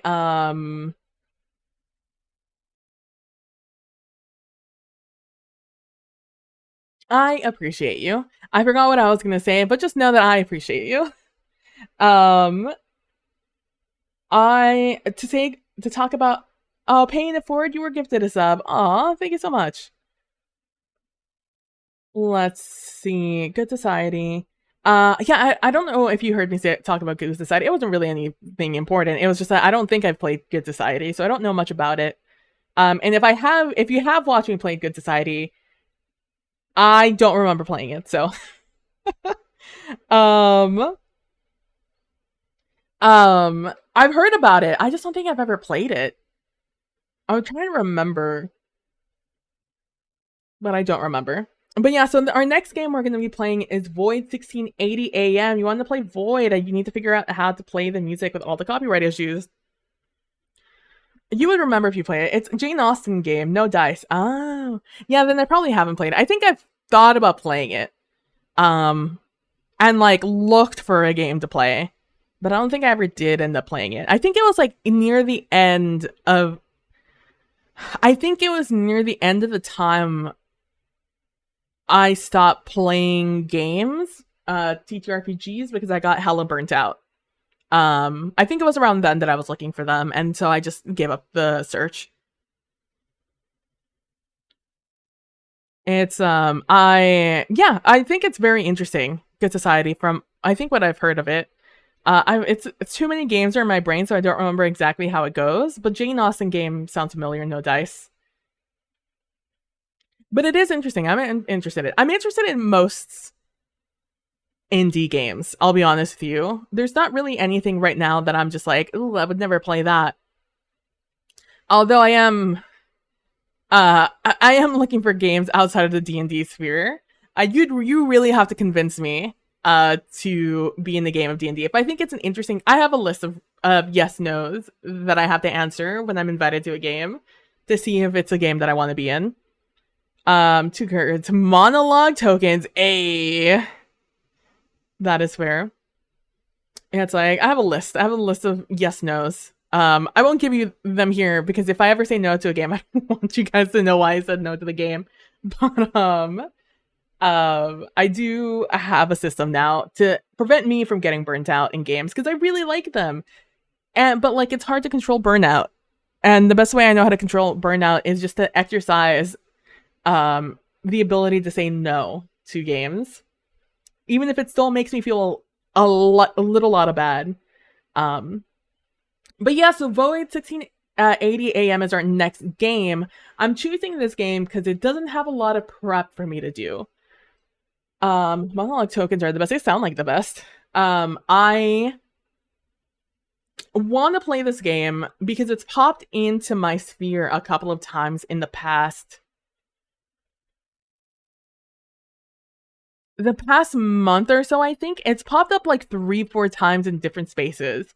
I saw it myself when I was scrolling through Itch. I did own it through one of the bundles I had at the time. But I clicked on it because it caught my attention. This cover caught my attention, so I clicked on it to see what it was about. And it was interesting. Not interesting enough for me to make it my first or second ever solo TTRPG to play. And it is unlikely for me to be GMing a D&D game, though I do have a concept for a game that might partially use D&D, though not exclusively. We'll see if I ever actually run it. For me, D&D is so easy to play now because I've played so many games of D&D in the past. D&D is one of those games you can give me, I think, I would say 5 minutes notice to do a one-shot in D&D. And I would be able to just whip up a character in those 5 minutes. I've read through that book so many times. Back when I really wanted to play D&D because I've never played a TTRPG before, but that's what I'd heard of D&D through the Zeitgeist, and I knew, and I had been watching Critical Role play it. So in my efforts to start a game, I read that book back to front so many times, and I've since played it a million times. So it's one of those things that I can simply just jump into. 5 minutes, be done. It's not like it is a little bit involved to make a character in D&D, but once you know how to make the character, like you know how to make it. I probably couldn't do a wizard off the top of my head because I've never played a wizard. I generally avoid magic types in games. Because magic playing magic in games is very natural to me.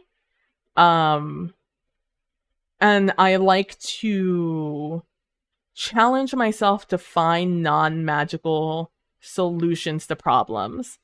I've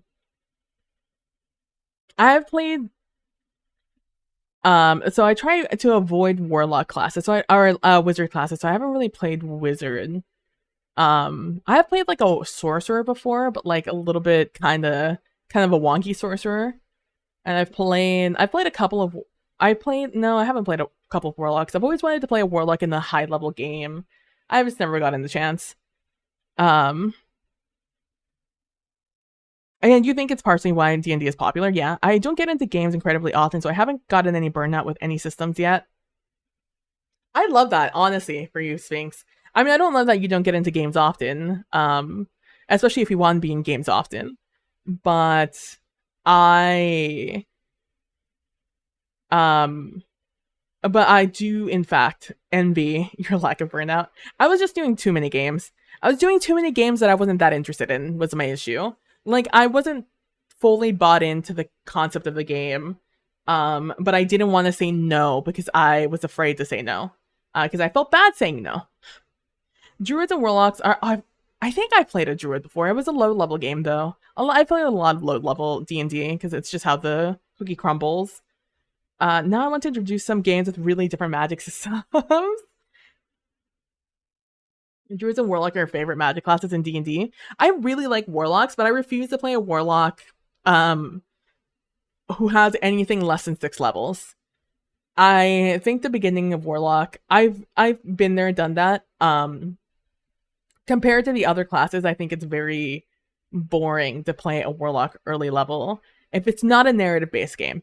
If you are going in and you're fighting a lot, which is what a lot of D&D games are, I don't think you'll have a ton of fun with a warlock unless you just really like Eldritch Blast, in which case blast away. You blast away, buddy. Like, here's the thing, you only have limited days of the week to play, and you fill one of those days with a game you don't enjoy, then that is a day that you can't fill with something you'd really like. Exactly. Getting into TTRPGs, I just made sure I wasn't jumping in more three games at one time. I've been into a lot of one-shots. Yeah. I was in a lot of games. At one point I was in the game like almost every day of the week. And I would say that I enjoyed a couple of them in that time frame. And I was like interested in the other ones, but I was more interested in the people I was playing with than the game itself. So I can do a lot with Warlock. Yeah, it's like I can definitely see, but for me, for what I want out of a Warlock, I want it to be higher level, to be more interesting. I think to me, it was, I don't know how Warlock plays anymore. I haven't looked at D&D in a while, so I haven't even seen their new stuff out there. But what I would find interesting in a Warlock, it's not interesting until later on in the abilities you get. Roleplay wise and combat wise. Yeah. And it's like, again, I don't like, I'm not a very big into magic in magic systems. So I like, when I do use magic, I try to find a different way to use it as opposed to the cut and try way of doing it. Which is why I don't find Eldritch Blast that interesting, even though Warlock is very much built for you to build into Eldritch Blast. So I always try to do, because I think conceptually I like Warlock. I like that a Warlock is somebody who is, who has made a deal with essentially the devil and is now having to deal with the consequences of their own actions, right? Now that they have had power and now that they've used it, they have to now decide whether or not, the deal was worth the metal. I think narratively, I find Warlocks a little more interesting in D&D than I do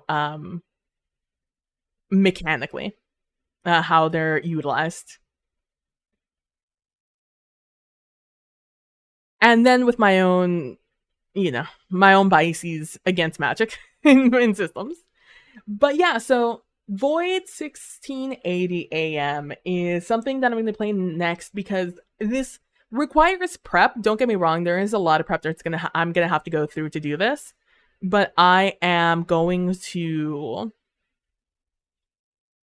It's not going to be making 52 cards, designing a card template, and then illustrating 52 cards while also revising the descriptions of 52 prompts. It is going to be a lot less prep than that. I'm not going to have to make evidence cards. My biggest challenge with this is making this interesting on stream, visually interesting. Again, when I stream this game, there's two things I want to be interesting. I want the audio to be interesting, so me talking, me being animated about whatever's happening on screen, and then also visually, whenever there's an element that is brought into play or taken out of play, visually I want something interesting to happen on stream.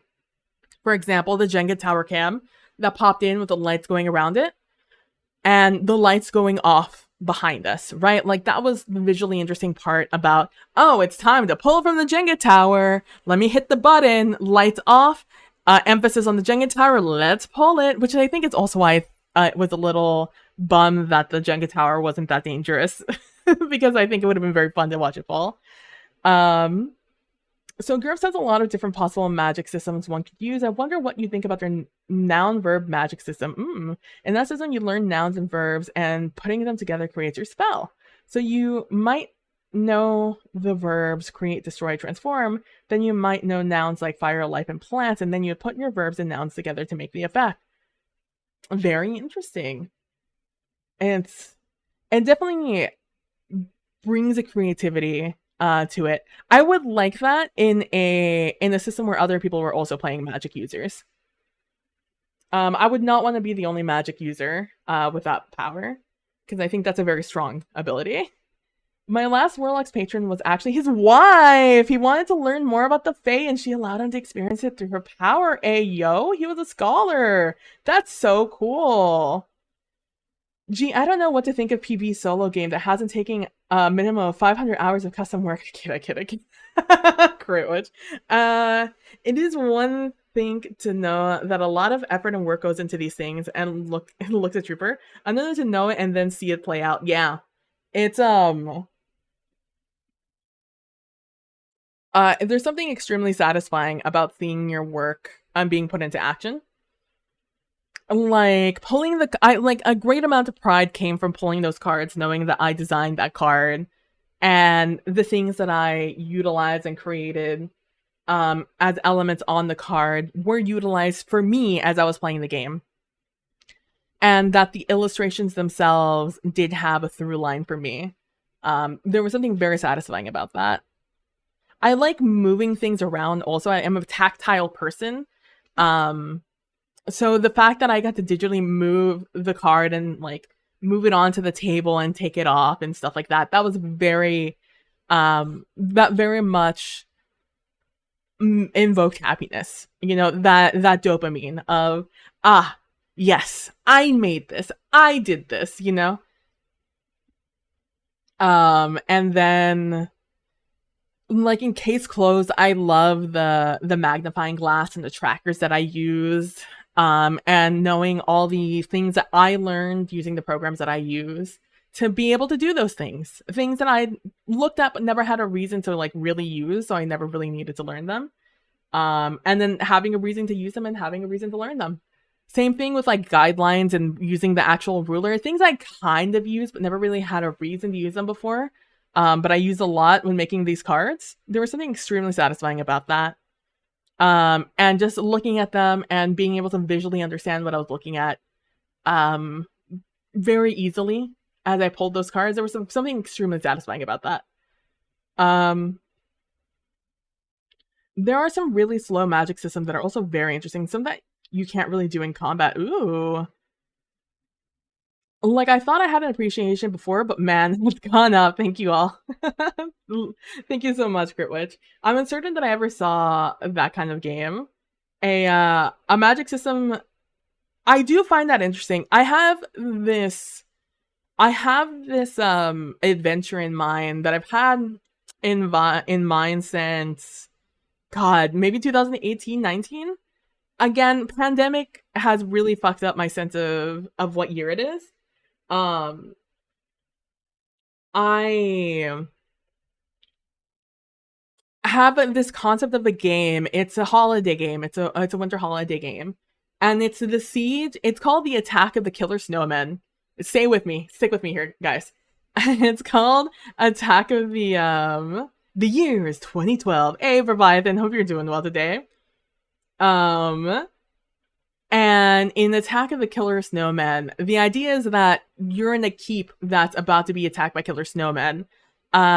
You start the game off as an adventuring party that has just come back from a job or something, and it's like in already in like the room with um the head of the guard or something, whoever has your bounty, you're there to collect.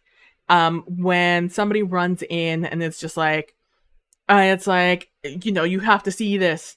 There's reports coming in about something, and then the scout comes in real fucked up, and it's just like, oh, there's an army coming. There's an army. They told me it's so and so's name. This great, this great tinkerer or whatever, and then the scout dies, and everyone just panics. Um, and you start to feel the rumble of something coming, and the lookouts look out into the horizon, into the tree line, and they could see something rumbling in the distance. And by the time people run out, head of guard's like, get the man, blah blah blah blah blah. And then the you guys go out onto like the wall, and you look out and you see, hopefully somebody makes a good perception check, and you see this system was in D&D in my mind, but honestly it could be whatever at this point. And you see you could see like the moving of the snow in the background through the trees. These trees aren't just trembling, they're falling. They're being felled by something, by this army that's coming. And you get ushered to over where the king or the ruler is, and you go and you see, and they're just like, there's no time to be coy about this. The person that the scout said is, John McMagic Man, and John McMagic Man, he is the one who has a great grudge against this empire and our keep, and investigation roll, whatever, to figure out what the king's hiding, and you can push him on that, and it's like some personal issue that they have that he probably will not indulge in, because you simply do not have time. There is an army coming to this keep right now, and they tell you where his keep is, where the tower is of this magic man, and it's your job to like go, and one of like the court mages creates a portal to that location, and you go with one of the scouts or one of the spies, and they show you how to go in, and then you fight this man, and he's making I'm trying to think of a replacement word.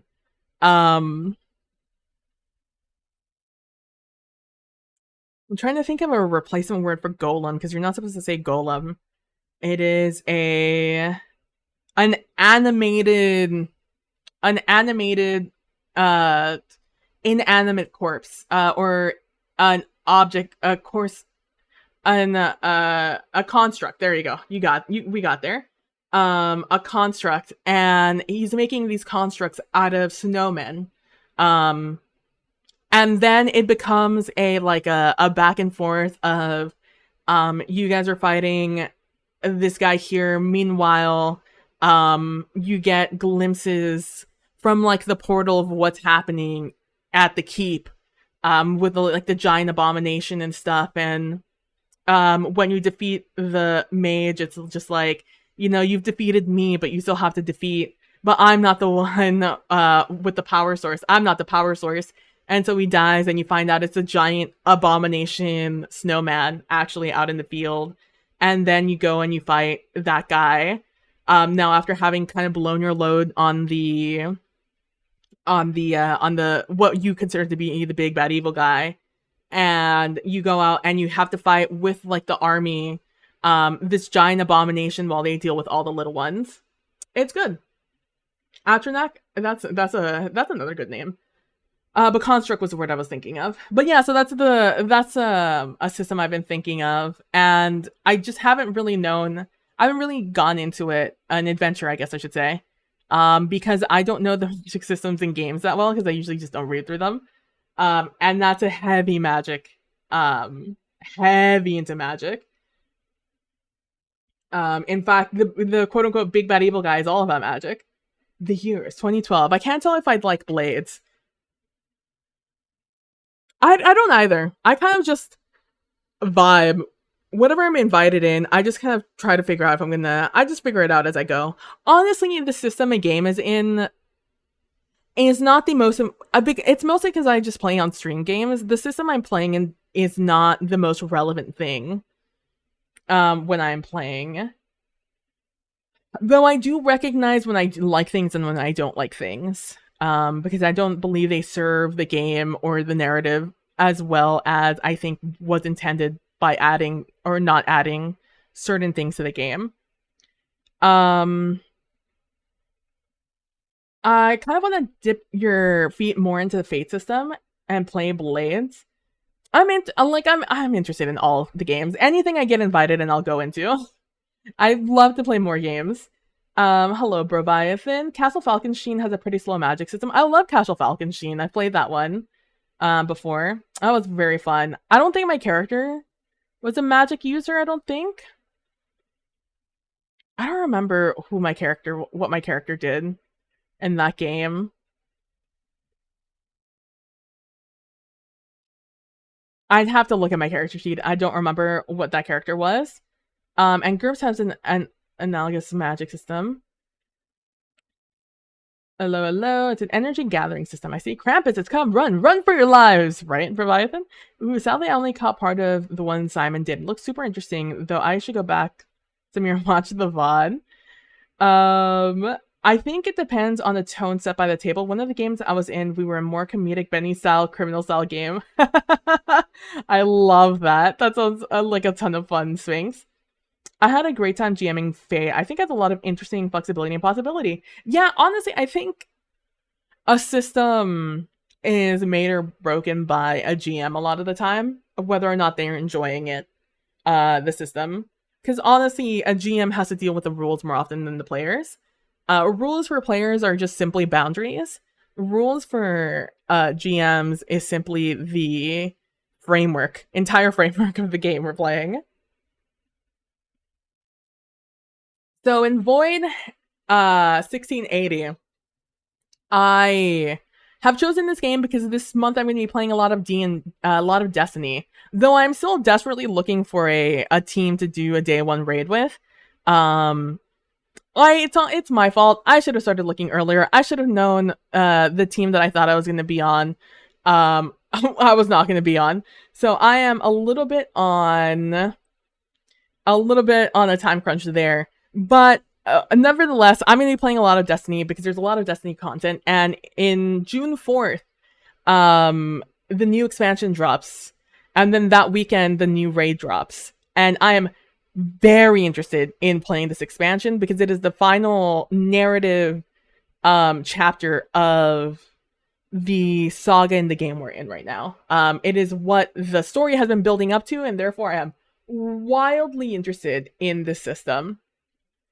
So I am going to be not going to have a lot of time to be prepping for a game, and that's why I've chosen Void 1680. There's still some things I want to do, but I need to read the rules a little bit more in depth to understand kind of what hand I'm going to be having in this game. So Void 1680, you've also been pondering playing this on your channel? Yeah, so again, like I said earlier, this game has popped in on various places. So I found this on itch, and I caught my attention then. But again, it wasn't the game I wanted to play as like my first game into solo TTRPGs. It's very kind of esoteric in that manner. And then, or eclectic in that manner, sorry. And I didn't want it to be my second game because I felt like I needed a little bit more experience under my fingers, under my hands, before I really would be able to appreciate and play this game to its full extent. And so I was thinking, it was in my mind. It was in my mind in my list of games that I'm kind of interested in playing. And I then saw someone recommend it over in Trooper's Discord. It might have been Krellin. I think it was someone with a K. Somebody recommended this game to Trooper. And I was like, there's Void 1680 again. There it is. And I'm like, maybe I should look a little bit more into it. And then I didn't. I just forgot. I saw it early in the day and I just forgot. And then I saw that Super Dylan, I think is their name, played this game recently with somebody else on a separate channel. I think like 2 weeks ago I saw it on Twitter and I was like, I feel like this is a sign. I think what's happening right here, what I'm experiencing, are signs to play this game. It is fate, exactly. And so I was like, let me look into this game. Let me see what it's about. Let me see if it's actually something I feel comfortable playing now. Dylan and Drac. Yeah. Hi, Lysander. I hope you're doing well. I hope you've been well. It does look intriguing, right? So Void 1680 is by Ken Lowry, and it's a solo playlist building game. And so what they mean by solo playlist game is that you are a radio host of you know, your own personal host, very like college radio vibes here. You have found an AM transmitter and a tower where you can broadcast your broadcast, right? Cast your broadcast. And you sit there and you are able to speak your mind, express what music you like, what you don't like, and also interact with callers, the people who are calling you and asking you for a certain song or a certain song that invokes something, right? And so you're gonna speak, but you're not really gonna speak with other people. It's what I'm gathering from this. Again, I've read into the system enough to know what the vibe is, not enough to know exactly what it is. I've skimmed through the game, I haven't read it completely. God, another ad break. Alright, we wait, guys, we wait. Wait a minute. But yeah, so I'm gonna be playing this game because I'm gonna be playing a lot of Destiny this week. Or this month, into June, the beginning of June. Though I'm still gonna have this game May 29th, I believe it is, the Wednesday at the end of the month. Please let me click this. Yeah, we're gonna be playing this game on the 29th. And I'm gonna ask you guys for a lot of help. We're still gonna have, most of my streams I think are gonna be Destiny, but we're still gonna have streams, prepping for this game, because I'm gonna want your advice. I'm gonna want your assistance with some of this because I have an idea. I need to read the rules, but I think there's a way for me to have audience, for you guys to be my callers, essentially, for you guys to ask me the questions. That makes absolute sense, Sphinx. I am interested in finishing the saga. I'm interested in finishing the story. I've invested so much time, and so have the people who work there. They invested so much time into this, despite the horrendous way they were treated by Bungie at the end.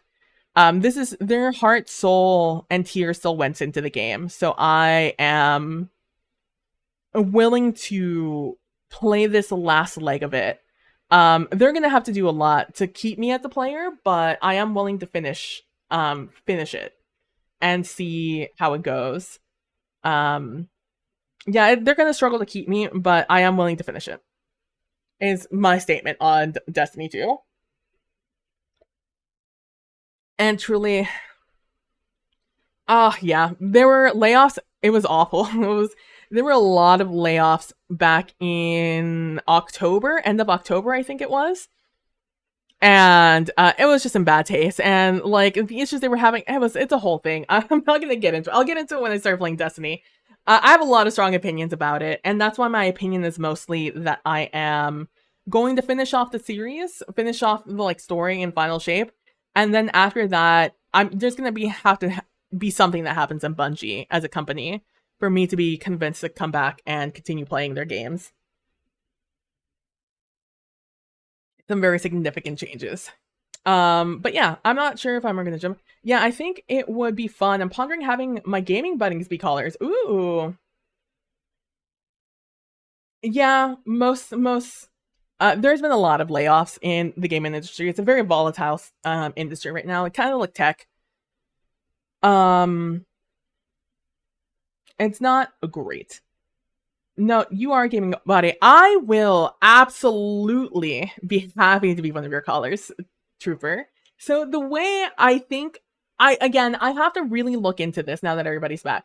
I have to look into this. I really need to read through it. And I haven't read through it because I wanted to put my full attention on the on Wretched Wastelands. But now that that's over, I can put my full attention. The very first thing I do when I'm prepping for a game is I make an outline. I read through the entire book, and I read through it twice, and then the third time I go through it again, and this time I start making an outline of the rules as I'm going to need them as a player. So if ever I need to refer to them, it's my cheat sheet, essentially. If ever I need to refer to something or verbalize what the rules are, I can just look at my outline and have like my bullet points there. So I haven't done that yet. It is something I will be doing. So I don't know if this is I don't exactly understand if this is how this works as of yet, but the way I want the callers to call in, I'm thinking of, I don't know exactly how I want to do it yet, but I'm thinking of having you guys roll it for me. You missed out on Wastelands? Yeah, I mean the VOD's up. It's I just played it yesterday. This is technically our recap of the game. Though I finished the recap. My recap was I like the game. I wish I did some things differently. I wish the game did some things differently. And next time I'm pulling blocks out of the Jenga tower before I play the system again. That's pretty much my. I thought it was fun. I grew attached to some of my characters. Narratively, at the end, I kind of got the vibe of the game. I felt like I struggled at the beginning, but then I kind of found my rhythm, and then, and then that was the end. And then that was the end. Then we ended with R.I.P. Mark.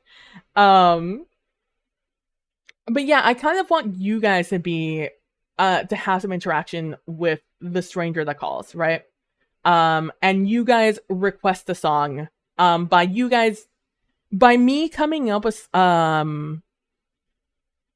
a random roller using Nightbot or like some other bot that will input these prompts in that I might rewrite this game a little bit. I don't know. I have to, because I like my idea, but I don't know if the system will it's how it works. So I might rewrite some things. I don't know. We'll see. But I might create a randomizer so when you guys say, you know, exclamation call or something, it will do a roll in the background and then pull up that prompt, and then that's what you ask for, essentially. You should try the original Russian. I'm interested in it. I'm very much willing to do so. Probably not my next game. We're looking for a little bit happy. I've played some sad games recently. But it's on my list. I have a mental list. I need to actually physically write it down. But in the same way, I didn't have time this month, or last month, but this month I'll probably do it. I have downloaded every bundle I have ever bought on itch, and every game I've bought over on drive-thru, and I have thrown them all in a folder together. All I need to do is throw them into folders, the ones that have honestly too many PDFs and files in them. Throw them all in their individual folders, label them all, and then create a list of the games so I can identify which ones are solo and which ones are GM-less, because I still want to invite people onto my channel to play a GM-less game, like 2-3 people max, for us to just sit down and shoot the shit for like 3 hours, you know. I still want to do that. I just need to get more comfortable with the production side of things on my side, and my turnaround time, and get a little bit more resources under my in my toolbox, essentially, so I can do them quickly. Because there's some things behind the scenes that I'd have to do if I'm gonna invite someone else. For example, I want to come up with a spreadsheet that of all the games that are GM-less, with, like, you know, the link to the game, so they get the gist of what the game is, a genre, and maybe some other information there, of all the games that I'm interested in playing, right? And then from that list, they can then pick, like, their list that they want, and then we can discuss, like, which of those games we should play together. And then from there, you know, I prep the things, and then we then play. Honestly, I don't think the setup's going to be a lot. Solo GM-less games don't have a ton of setup, I don't think, but I would have to have all of that on hand. So there's just some things I'd have to have ready. And then, me being me, there's resources that I'm unwilling to do anything but make myself. So I'd have to keep that in mind as I choose a system. Yeah, absolutely, Trooper. If I ever have a question, you're probably the first one I'm coming to ask. Because, yeah, I have GM-less games you can recommend. It's definitely something I'm going to be asking soon. I would like to do at least one GM-less game this summer, maybe July. And it's probably going to be my first one. And depending on their schedule, Nilly might be our first guest, because Nilly Nilly called dibs. So Nilly might be our first guest on the show, essentially. And the way that would work is I want to do a GM-less game, and then I still want to do my solo game at the end of the month. So my GM-less game would be mid-month. Still probably that Wednesday. So for example, if we're doing May this month, it would be on the 15th, I would do the GM-less game, and then on the 29th, I would do my solo game, is my idea. And because it's that kind of turnaround, I would like to have more skills under my belt. That's what we got it. We got there. I figured out what the saying was. A few more skills under my belt so I can do things a little bit more quickly. Like, making the card took me forever. That took me like a whole week, I think. I think it took me maybe a week and a half to just design the card itself. And then it took me, I think, maybe 2 weeks, maybe like a week in all to draw all the cards, all 52 cards. And that's just because I went fast. Gotta go fast. Head empty, only draw. But yeah, so for this game, I kind of want you guys to have interaction here. I don't know exactly how it's gonna work. Again, I have to read the rules correctly to see what the flow of the game is, but I would like you guys to somehow, some way have interaction as a caller and influence what music we're going to be playing. This is also going to be a lot of background work for me to choose songs. Bye, Trooper. Absolutely, Trooper. Absolutely, I will see you later. Enjoy. I mean, I would say enjoy a grading, but, you know, it's not a... Have fun watching Critical Role and then doing some grading. You are the best. Thank you so much for hanging out, and thank you so much for the raid. I hope you have a wonderful rest of your evening and rest of your week, you're definitely on my list, Trooper. You're one of the first people I would ever invite onto the show. Absolutely. We would just have to figure out our schedules, but I would gladly have you. Have a good one and enjoy Critical Role. I know things are sad happening over there. If they're on the Hell's Bells run right now, you'll wear a hat. Oh hell yeah! And I'm always happy to be on your channel, Trooper. Like I said, you are free to ask me to be in anything ever, and I will probably say yes. As long as I'm free, I will say yes. Have a good one. Enjoy everything, and I hope you enjoy your rest. I hope you get a lot of sleep once you're done with school things. Here as summer approaches. So yeah, I want to have you guys be my callers or influence the songs I'm going to pick in some way. This is also, you're going to sleep so hard. I sure hope so, Trooper. Sleep your 24 hours. You deserve it. The world will be here when you wake up. I want, so this is going to force me. So the other thing that's nice about this is I'm going to force myself to fix my audio. Right now, the audio, can you guys see my whole screen? You guys can. So right now I use Voicemeeter Banana for most of my audio needs for my virtual cabling.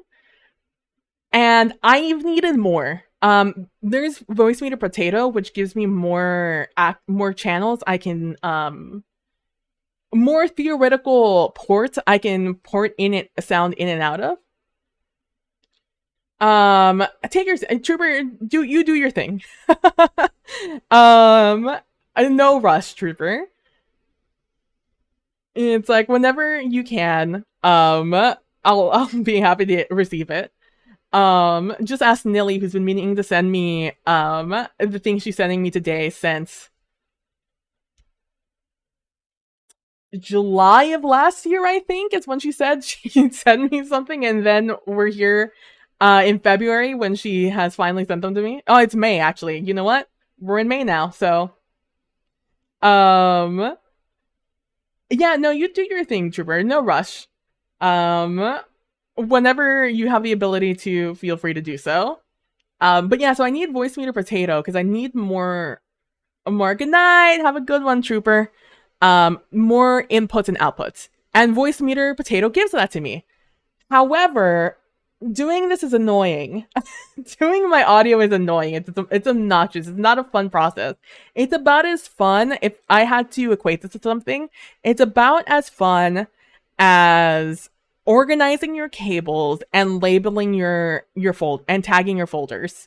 And organizing them. It's like a combination of both those two things.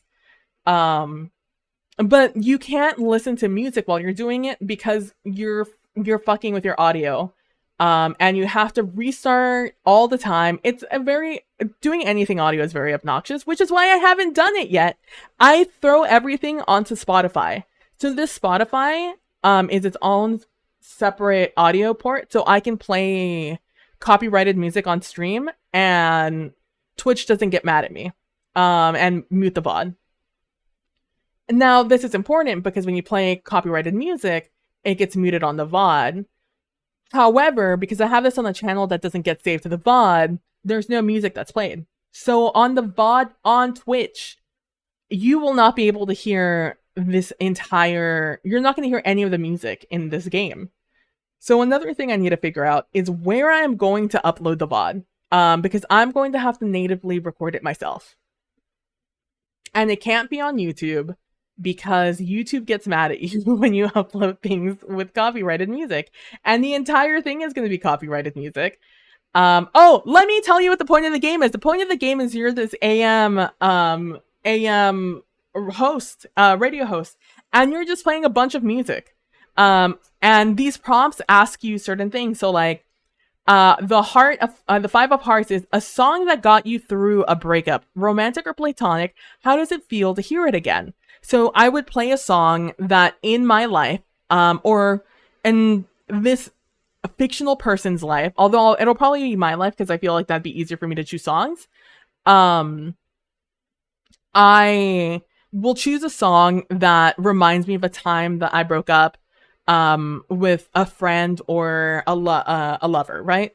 And then in between the song, radio host wise, I'll be like, and that was the Thong Song by so and so. So that's a song that got me through 2017 after my big breakup. Shout out to all of you who have been through big breakups. We'll get through it. And there's bigger and better things coming in the future. So from one thong song to another, here's our next song. Bad Guy by Billie Eilish. And then we go into it, right? Like something like that is how the flow, I believe, of the session is going to be, of the stream. And so that is what I believe this game is going to be. So it's just going to be me playing a lot of copyrighted music. And I'm thinking of uploading it on either Patreon for free. Thong's out here comforting the heartbreaking look, would they really be out here? Hold on. I can't believe I cannot Cisco? Is that Thong's song? Cisco. Yeah, I cannot believe. I saw it in my head. I saw them in my head, could not figure out what their name was. And it's like, shout out to Cisco out here, healing hearts one thong at a time. And so that's what the vibe's gonna be. So I'm gonna have to figure out a way to have these songs lined up in such a way. And also, for me on my side, I want to figure out a way to blend the songs together. So they go in seamlessly. And so you know how they do in the radio, they don't always just let the song end. They'll usually mix the other song to start through the outro, especially when it's a long meandering outro. Just because it's a radio and you want to keep interest in what's being listened to. Hello Mir. So that is what I am looking to do. Hope you're having a good day. And like I said, I want you guys to be involved in some way. I want you guys to, because there are requests, there are things you could do. I would like to create some sort of request system using chat to do exclamation point request song whatever, right? Although I think that's an actual thing, so I'd have to go through all the separate bots I have on the channel and make sure that I'm not reusing any things. You've been writing a TTRPG from scratch? Let's go. Not an easy task. Not an easy task at all. And so, but congratulations. Good shit. My station would be mainly R&B outside of requested songs. No, that's going to be the other thing that's going to be so difficult saying that, Sphinx, is probably something I'm going to have to end up asking you guys, is I did this a little bit without reading the rules. All I did was look at the different prompts, and I was just like, what song would I choose there? What song would I choose there? And I'm just like, do I look at Spotify and use Spotify for my music? Do I only use the songs that are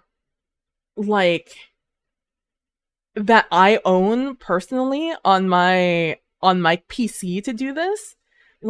Should I get a new audio program that I probably should have gotten a long time ago to do this kind of stuff? I have so many questions about how I'm gonna do this. And because I did this, they were all over the place were the genres. Because some of these are asking you personally, what's your favorite song? Or what's a song from the first concert you ever went to? And I've never been to a concert, guys. I've never been to a popular artist concert. The only concerts I've ever been to are symphonies. Because I was forced to go to those when I was in college. And prior to college, one of my band director took us to as a treat, as a congratulations for what we did in that school year. He took us to this performance of the Houston Symphony that was doing Planets by Holst. That was a visual a visual thing also. So that's my only thing. I silly idea, post a song and the viewers play it on a separate tab. That's where, like, I think I want to do something like that, Lysander, where I have it up on the screen what song is being played. Like the now playing this song, which is another thing I've been meaning to do, is finding a program that will just write out the words of the song I'm playing at the moment, on off of Spotify or whatever. Which is, I've been meaning to do it for forever, but it's just so obnoxious. So many things change with OBS all the time, and anything I used in the past no longer works. I think there's a way to make Rainmeter do it for me. It's a whole thing. Anyways, I'm thinking of doing something like that, like a now playing coming up next or something like that, on the side, just so any VOD watchers can hear the songs themselves. But because I have intentions of doing some fancy things, I kind of want to upload it somewhere with the music live, in person, with the species in your TTRPG. Oh yeah. Um, I am, because of that, I am struggling a little bit with trying to figure out what I'm going to do, um, and where I'm gonna put it, you know? Like, that's my number one issue. Where am I gonna put this stuff? I I'm thinking of doing it on Patreon, because I don't think Patreon uses doesn't use YouTube as a video format to store their videos. I'm also thinking of maybe throwing it on Ko-Fi, but I don't know enough about Ko-Fi. I have to look into it. So I am a little bit nervous about it. And if it would go up on Patreon, no pay tier, no pay, it would be free for you guys to watch. I would simply use it as like a video, um, as a video resource, um, and nothing else. I would not make you guys pay for it at all. It's not my favorite option to put it on not YouTube, but just simply because it's going to have copyrighted music. Trooper has this idea of doing it with music of stuff he makes himself, but I'm not that ambitious. I'm not comfortable enough in my abilities of creating music, that I think I could do anything like that, or like do it with copyrightless music, right? Um, my intention is to do it with music that is in copyright. Um, so it'll be fun live, but the VOD is what I'm a little concerned about. But I am planning on doing like a playing now. So if any VOD watchers who don't want to go, or like, yeah, any VOD watchers that don't want to go elsewhere to listen to the VOD with music can easily do so in the VOD, either here on Twitch or over on the YouTube, where the VOD will go up. I upload all my VODs. They just don't have the music track behind them. Because I have it all on the please do not be angry at me for copyright Twitch, please and thank you track. You don't know what to add because there's four species in your game. Oh, thank you so much for the follow. Solid track, yes. What setting are you doing this in, Mir? So that's my, it's a fantasy. Typical fantasy with like goblins and I mean kobolds and ogres and things. Or like Bethesda fantasy with like the Khajiit and the Oh my god, why can't there are Argonians? Oh my gosh. My head is out there. But yeah, I am thinking about doing that. So that's Void 1680. I'm very much looking forward to playing it. I need to read it, and I will come back to you guys maybe next month. Um, oh, they don't exist in your world? All right, let's go. What do you have in your world then? Um, I am looking. I need to make my outline, and I need to figure out like the rules of the game so I can see what boundaries I'm playing in and what boundaries I want to play in that may not be exist in the game as is. Will be something I'm going to have to look into because, like I said, I want you guys to interact with it. I want you guys to be able to like exclamation something and then like a question pops up or a prompt, or you guys do it yourself if you have your own question and prompt. Um, I might even ask you guys for prompts yourselves that I can add in and prepare for. So, um, I want to prepare for because I'm gonna choose music. And I'm gonna like attach them to these prompts myself and have like a couple of. I'll try to have some options on each one because I am nervous about it. I'm nervous about like obviously I have about 2 to 3 minutes per song, maybe more, maybe less.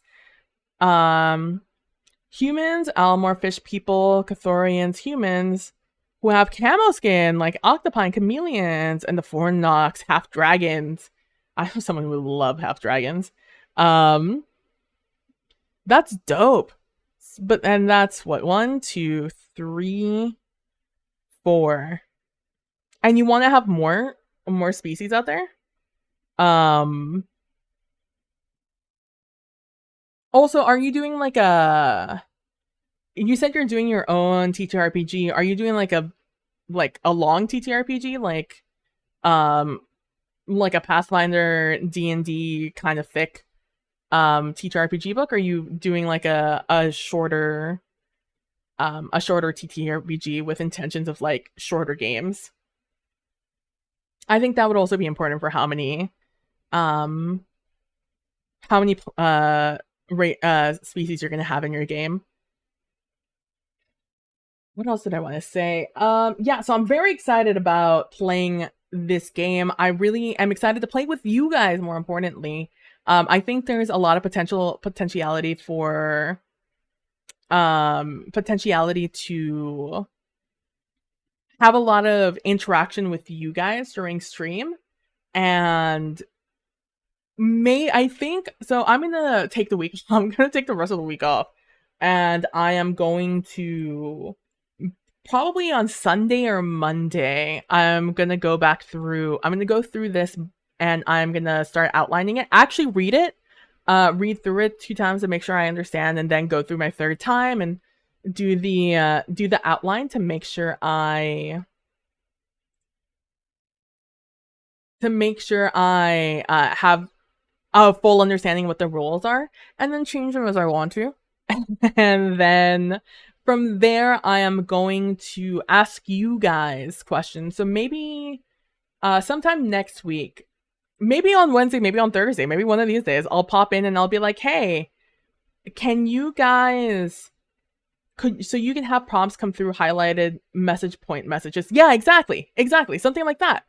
That's exactly what I'm looking for, Sphinx. Stuff, fun things like that that make it feel like we are playing a game, obviously, but I want it to feel a little bit more real. Because this is going to be a little bit more real. I'm not playing a character. I am playing PB, being a radio host, answering these questions for my own personal life. So I want to make sure that you guys can have that real interaction through the game, as a game, because it's still, at the end of the day, this is still a game. We're still trying to have fun here, but also you guys exist in the real world with me, and you guys can have your own prompts and things. Hooray! Yeah, exactly. That's exactly what I'm looking for. Like whether it's going to be a redeem, I there's it's not active. There's a redeem out there that I a channel points to see where I was testing some stuff out. Be boobs real world? Yes, exactly. I want that to exist. I wanted to have an interaction with you guys because although this is an AM tower, we're on a digital platform, baby. I need to keep that in mind, and I want to have some cool digital interactions with you. I know some people get real up in arms, and by some people, none of you guys. But I had a conversation with an old curmudgeon over the holidays about radio stations actually. Oddly enough, we were discussing this in a way that he was upset about the fact that um um where we would have a I how do I say this? It was him being an old curmudgeon about how kids nowadays don't know how to don't have the basic skills to do anything from scratch anymore. And he used an example of when he did a website for a radio station back in the day, in which where he built it from the ground up. He did all the background framework, all of that himself. And when he hired someone to create a web page for him for something recently, that person could not give him what he wanted. Um, and it was about. I'm trying to really sanitize this conversation we were having. I'm sorry. It was about and I was just like, yeah, because we have more tools now to make things a little bit more streamlined. So I understand that some people don't know how to do the background of things. When they say they know how to do something, they know how to do it with the tools available now to give them the head start, such as things like Squarespace, in which you can create a website using the tools they have, or like Canva, where you can create, graphic designs based off of tools that already exist, right? And the pros and the cons of that. And he kind of went down a very curmudgeon like path past that point in the conversation. And for me, I was thinking about the way you can have this AM station still have a digital interface, because that's what it is going to be. I'm probably also going to roll things. I want the entire system to be in chat. I don't when I roll something, I want it to be through chat. That way both of us have and interact like that. I trust you guys not to spam anything. And yeah, like roll 1d20. I think this system is about oops. I want it all. Bighorn. I want it all to be through chat. I trust you guys not to spam chat with request this, request that, request this, request that, request, and break the system, Yeah, and there's also things that I can do on timers and stuff like that. Exactly.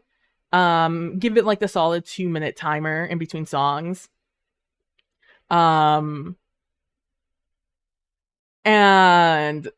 yeah, so there's some things that I think that exist behind the scenes that I think are going to be able to allow me to do these things without the use of Roll20. So everything I do on screen is going to be a little bit more interactive, kind of like the way that, like, you know how there's like wacky sounds in the morning.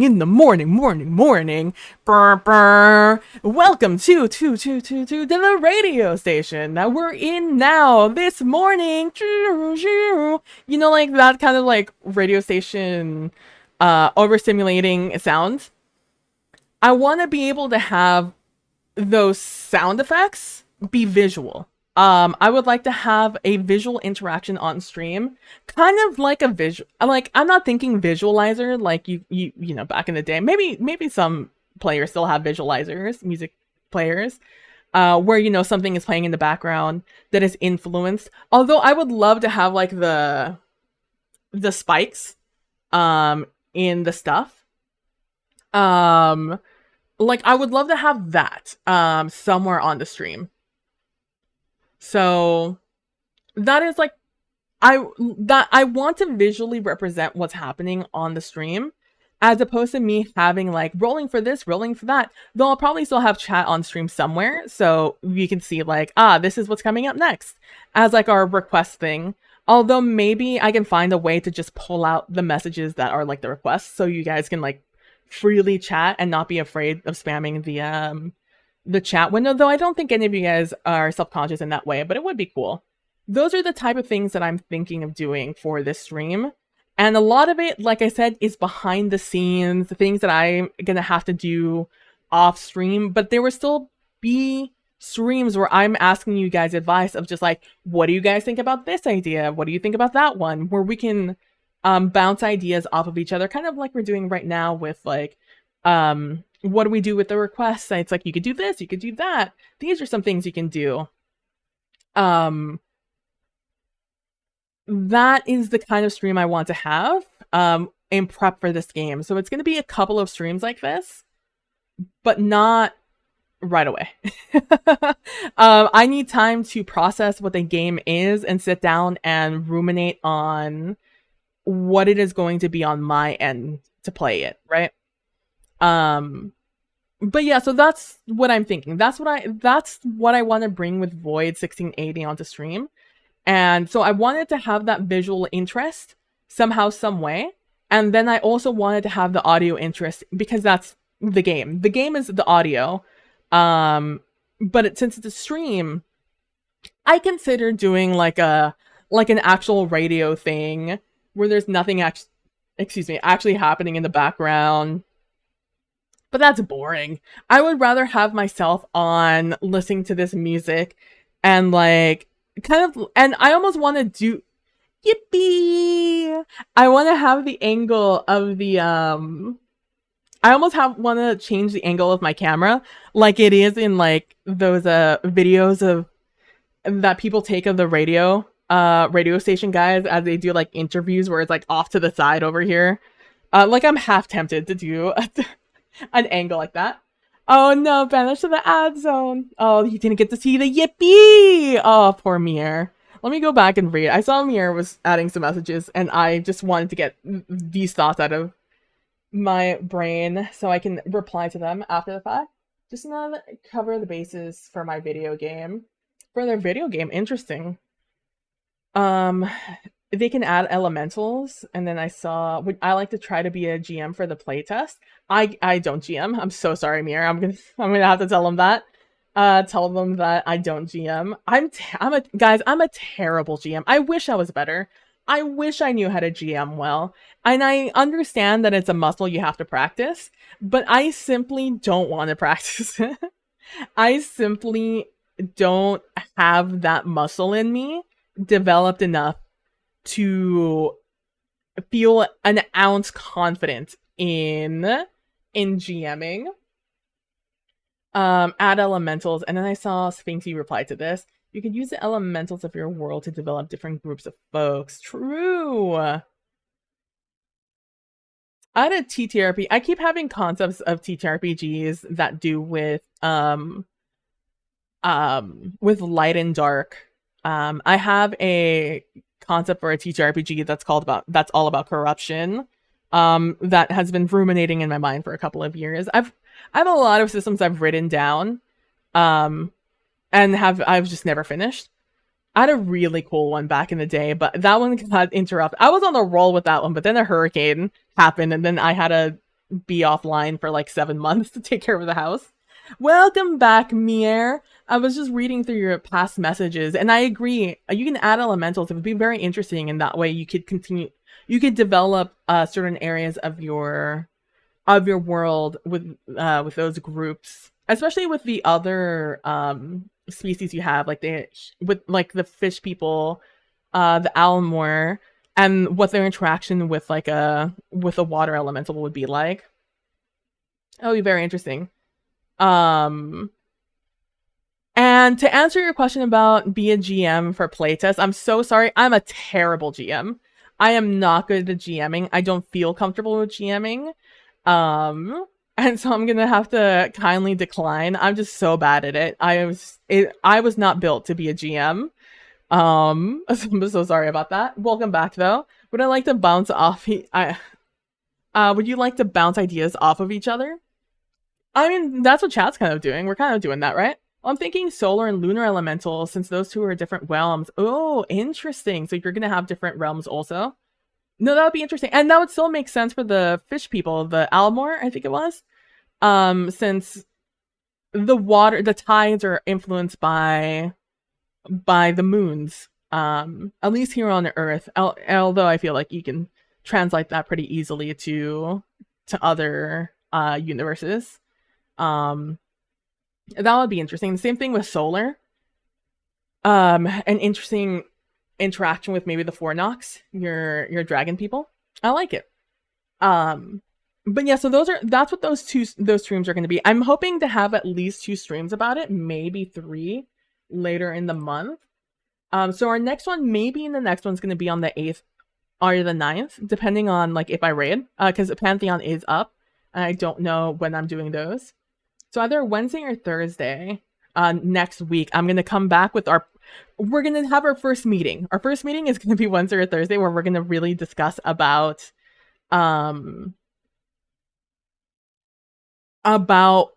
what our expectations should be going into this game, and also ideas for like kind of like we were talking about doing the highlighted messages or like a redeem instead, and that could trigger something that can then roll something random. Again, I have to read the rules. I don't know what this system considers the caller's questions and what is considered just questions I'm going to pull. Because based off of the background of the PDF, I'm assuming it's going to be something about I have to pull cards of some sort. I just simply don't know. Oh, that didn't work? Okay, let me hit that button again.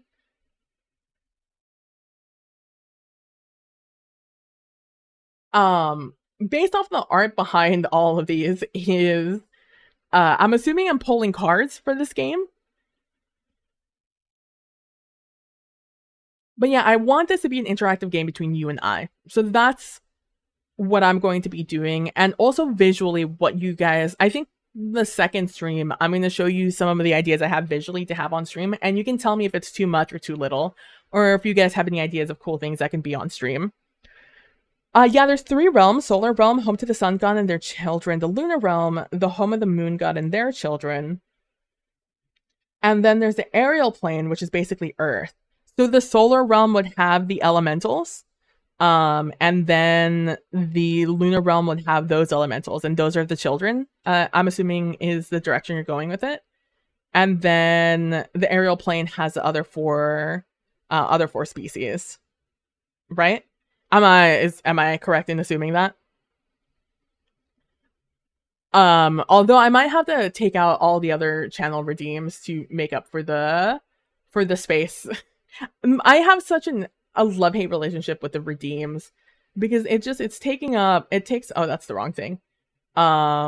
Is it this one? No. Oh, it's down here.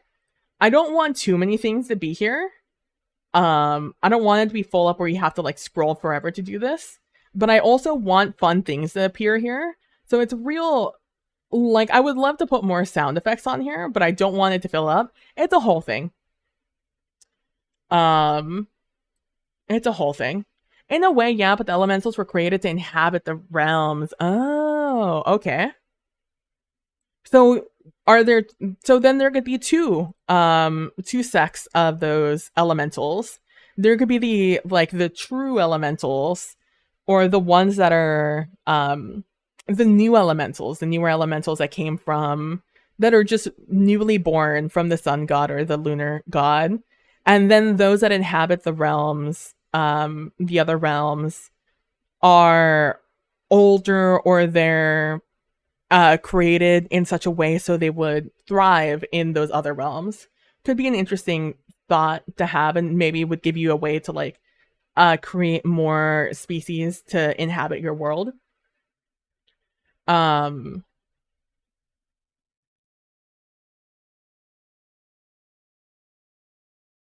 there's also like emotions. Like, this is where I get a little confused because I haven't read it. I'm just like, common caller questions, mellow introspective feelings. I'm very confused, but that's why I need to read and I need to do everything. But I'm excited to do this. It's gonna force me to fix a lot of my audio issues. Um,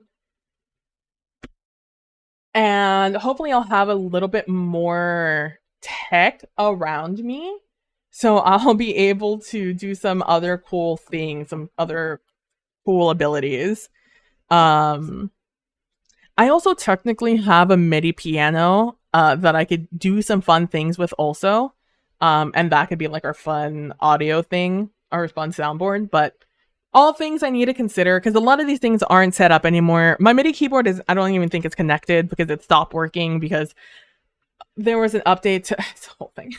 It's a whole thing. But yeah, so I'm looking forward to doing some fun things with this. Um, because I really like I really like music. I've listened to a lot of music in my life, and if you guys have ever listened to my playlist, I have a very eclectic. It's not eclectic. It's just a very varied interest in a lot of genres. So it is going to become a struggle to figure out if I'm just gonna let that ride, if we're just gonna go from listening to fucking like Lovely by Khaled and Billie Eilish and then go straight into like Sapphire by fucking Bad Bunny, like I don't know. We're gonna have to figure it out how we're gonna let it and how it's gonna ride. I imagine the elementals are Fornoxes and that were born in those realms beside the aerial plane. Oh, okay. I like that. So they're like, yeah. So like the elementals, okay, that's cool. No, I like that.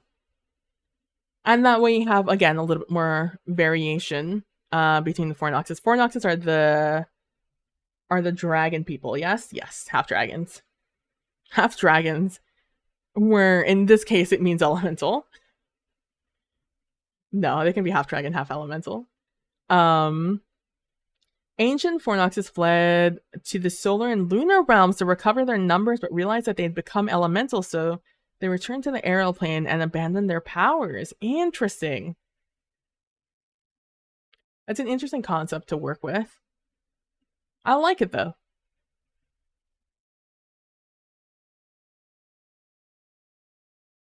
And then that way they all went their separate ways to deal with the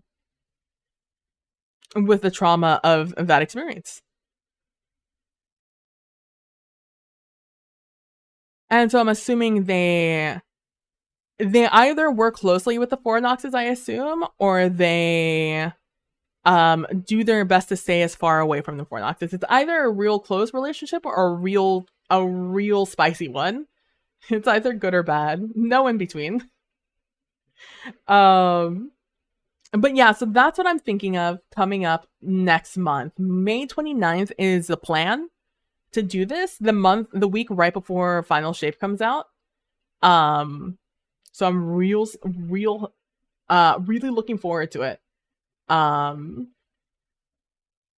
I'm very much looking forward to do some fun things with this system and working with how I'm going to make it fit with kind of the ideas I have. Because I think it's fun, but I also think my ideas are fun. And if this system doesn't allow for my ideas, then I'm going to simply have to uh, rewrite it so it does. They used to be able to go to the other two main realms whenever they want, but stopped doing that. Yeah, they either stopped or stopped being able to, right? It's very interesting. I am excited. The elementals became either really violent in terms of the solar elementals or adventurous, as in the lunar elementals. Interesting.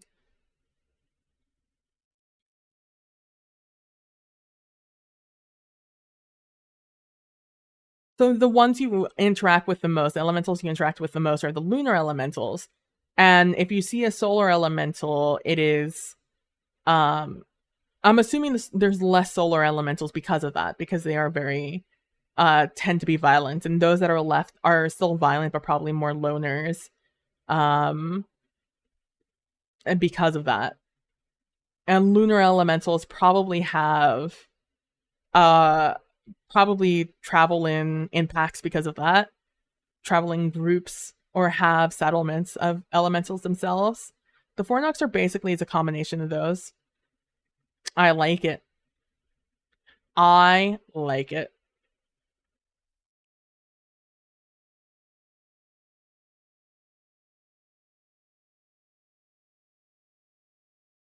Oh, the truth as a new god. Interesting, interesting. Aside from the sun and the lunar, there's a player enters the arena. I think after Mior finishes telling us a little bit about their game, I think I'll end off there. Um I'm looking forward to this. I hope you guys enjoyed Wicked, or I keep wanting to call it Wicked Wastelands. It's not called that. Wretched Wastelands. I am. I enjoyed it. There were some things I wish were a little bit different, but I think it comes more from inexperience on my part to not, because I didn't know. I've never played a system like that before, so I didn't really know what to expect. But now that I have this experience, I do know what to expect whenever I do introduce cards or a Jenga table or both at the same time into the system. Um, I wish I could have done something more interesting on OBS for Wretched Wasteland, but I couldn't think of anything. I didn't have any. I simply had zero ideas. I thought about making the big Jenga camera happen on accident. Because I duplicated the Jenga camera on accident, and it came up very large and covered the middle of my screen, and I was like, hello? And I was like, wait a second. An idea is forming in my mind. I wish there was more I did, though. They created the astral plane. Oh, and they brought the Fornoxes in, and now the Fornoxes are technically the astral element. The truth was created by humans to make something stupid. To make something ridiculous, I imagine. Typical humans. They created the astral plane and they brought the Fornoxes in, and now the Fornoxes are technically the astral element. They made the Angel of War. I see. Honestly, I think you can split up the Fornoxes. I understand that they're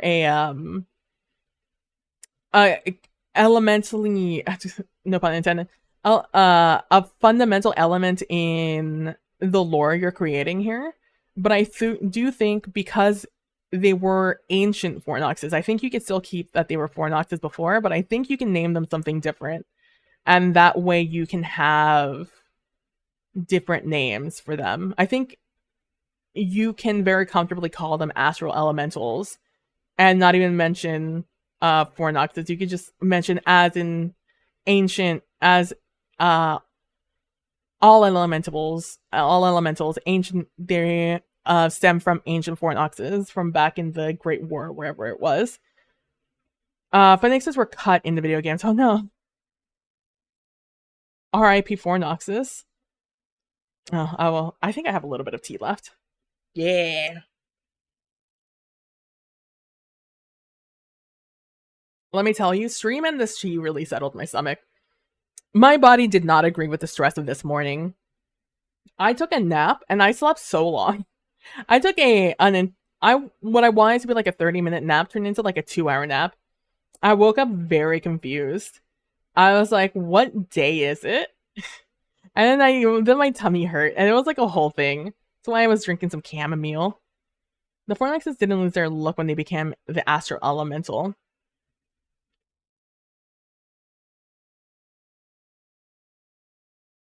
The solar and lunar elements lost their rituals. Oh. I mean, you could. If you wanted to. You could make them lose their... You could make them foreign enough that you could feel... Like, they could still look like a Fornax. But just different enough that you don't call... You know, that they're Astral Elementals. It's like an Astral Elemental looks a lot like a Fornax. But... they'd be hard to mistake for a Fornax due to their, you know, their galaxy-like skin or whatever they'll look like in your game. I think that's all I needed to say about Void. I'm very excited to do it. I'm very much look forward to your suggestions. If we come to it, I think I might make a decision to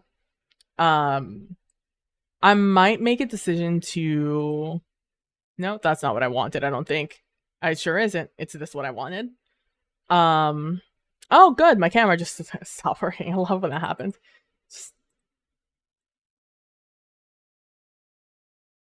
There we go.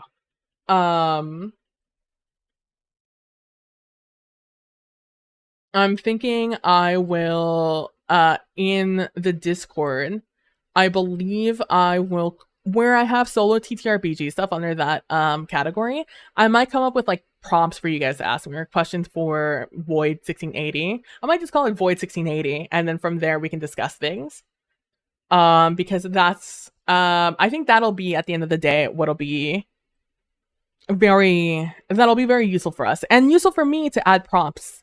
But yeah, so the Almorian empires are basically Atlantis. Okay. They live in the sea and have high tech. Oh, all right. I vibe it. Amir, you're gonna have to tell me more about this game at a later date. It sounds mad interesting, though. I look forward to hearing more about it in the future. But for now, I have to go. I gotta go. So thank you guys so much for watching. I really appreciate it. They have a little lore. I can't wait to hear a little bit more about it, though, once it's developed a little bit. I hope you guys have a wonderful rest of your evenings. I am very much looking forward to doing some more Void 1680. I hope you guys are looking forward to a little bit more gaming with Destiny 2, because I got a lot to catch up on by design. I have a lot to catch up on this month. So thank you guys so much for watching. I really appreciate it. Thank you guys, everyone who came by and watched Wretched Wasteland yesterday, and thank you guys for everyone who stopped today to see our recap of it. The VOD is still up. It'll be over on the YouTube, on our VOD YouTube, in maybe tonight. I don't know. It depends when it goes up. But I look forward to talking to you guys later. Today is Thursday. Tomorrow, I think I won't stream tomorrow. I think I'm going to take the day off. But thank you guys so much for hanging out. I really appreciate it. Don't forget to be nice to each other. Don't forget to be compassionate. And I'll talk to you guys in the next one. Bye. Did it go? It did go. Let's go. All right. Nice to meet you, Amir. I hope you have a wonderful rest of your evening. And for the rest of you guys, thank you guys so much for all your advice.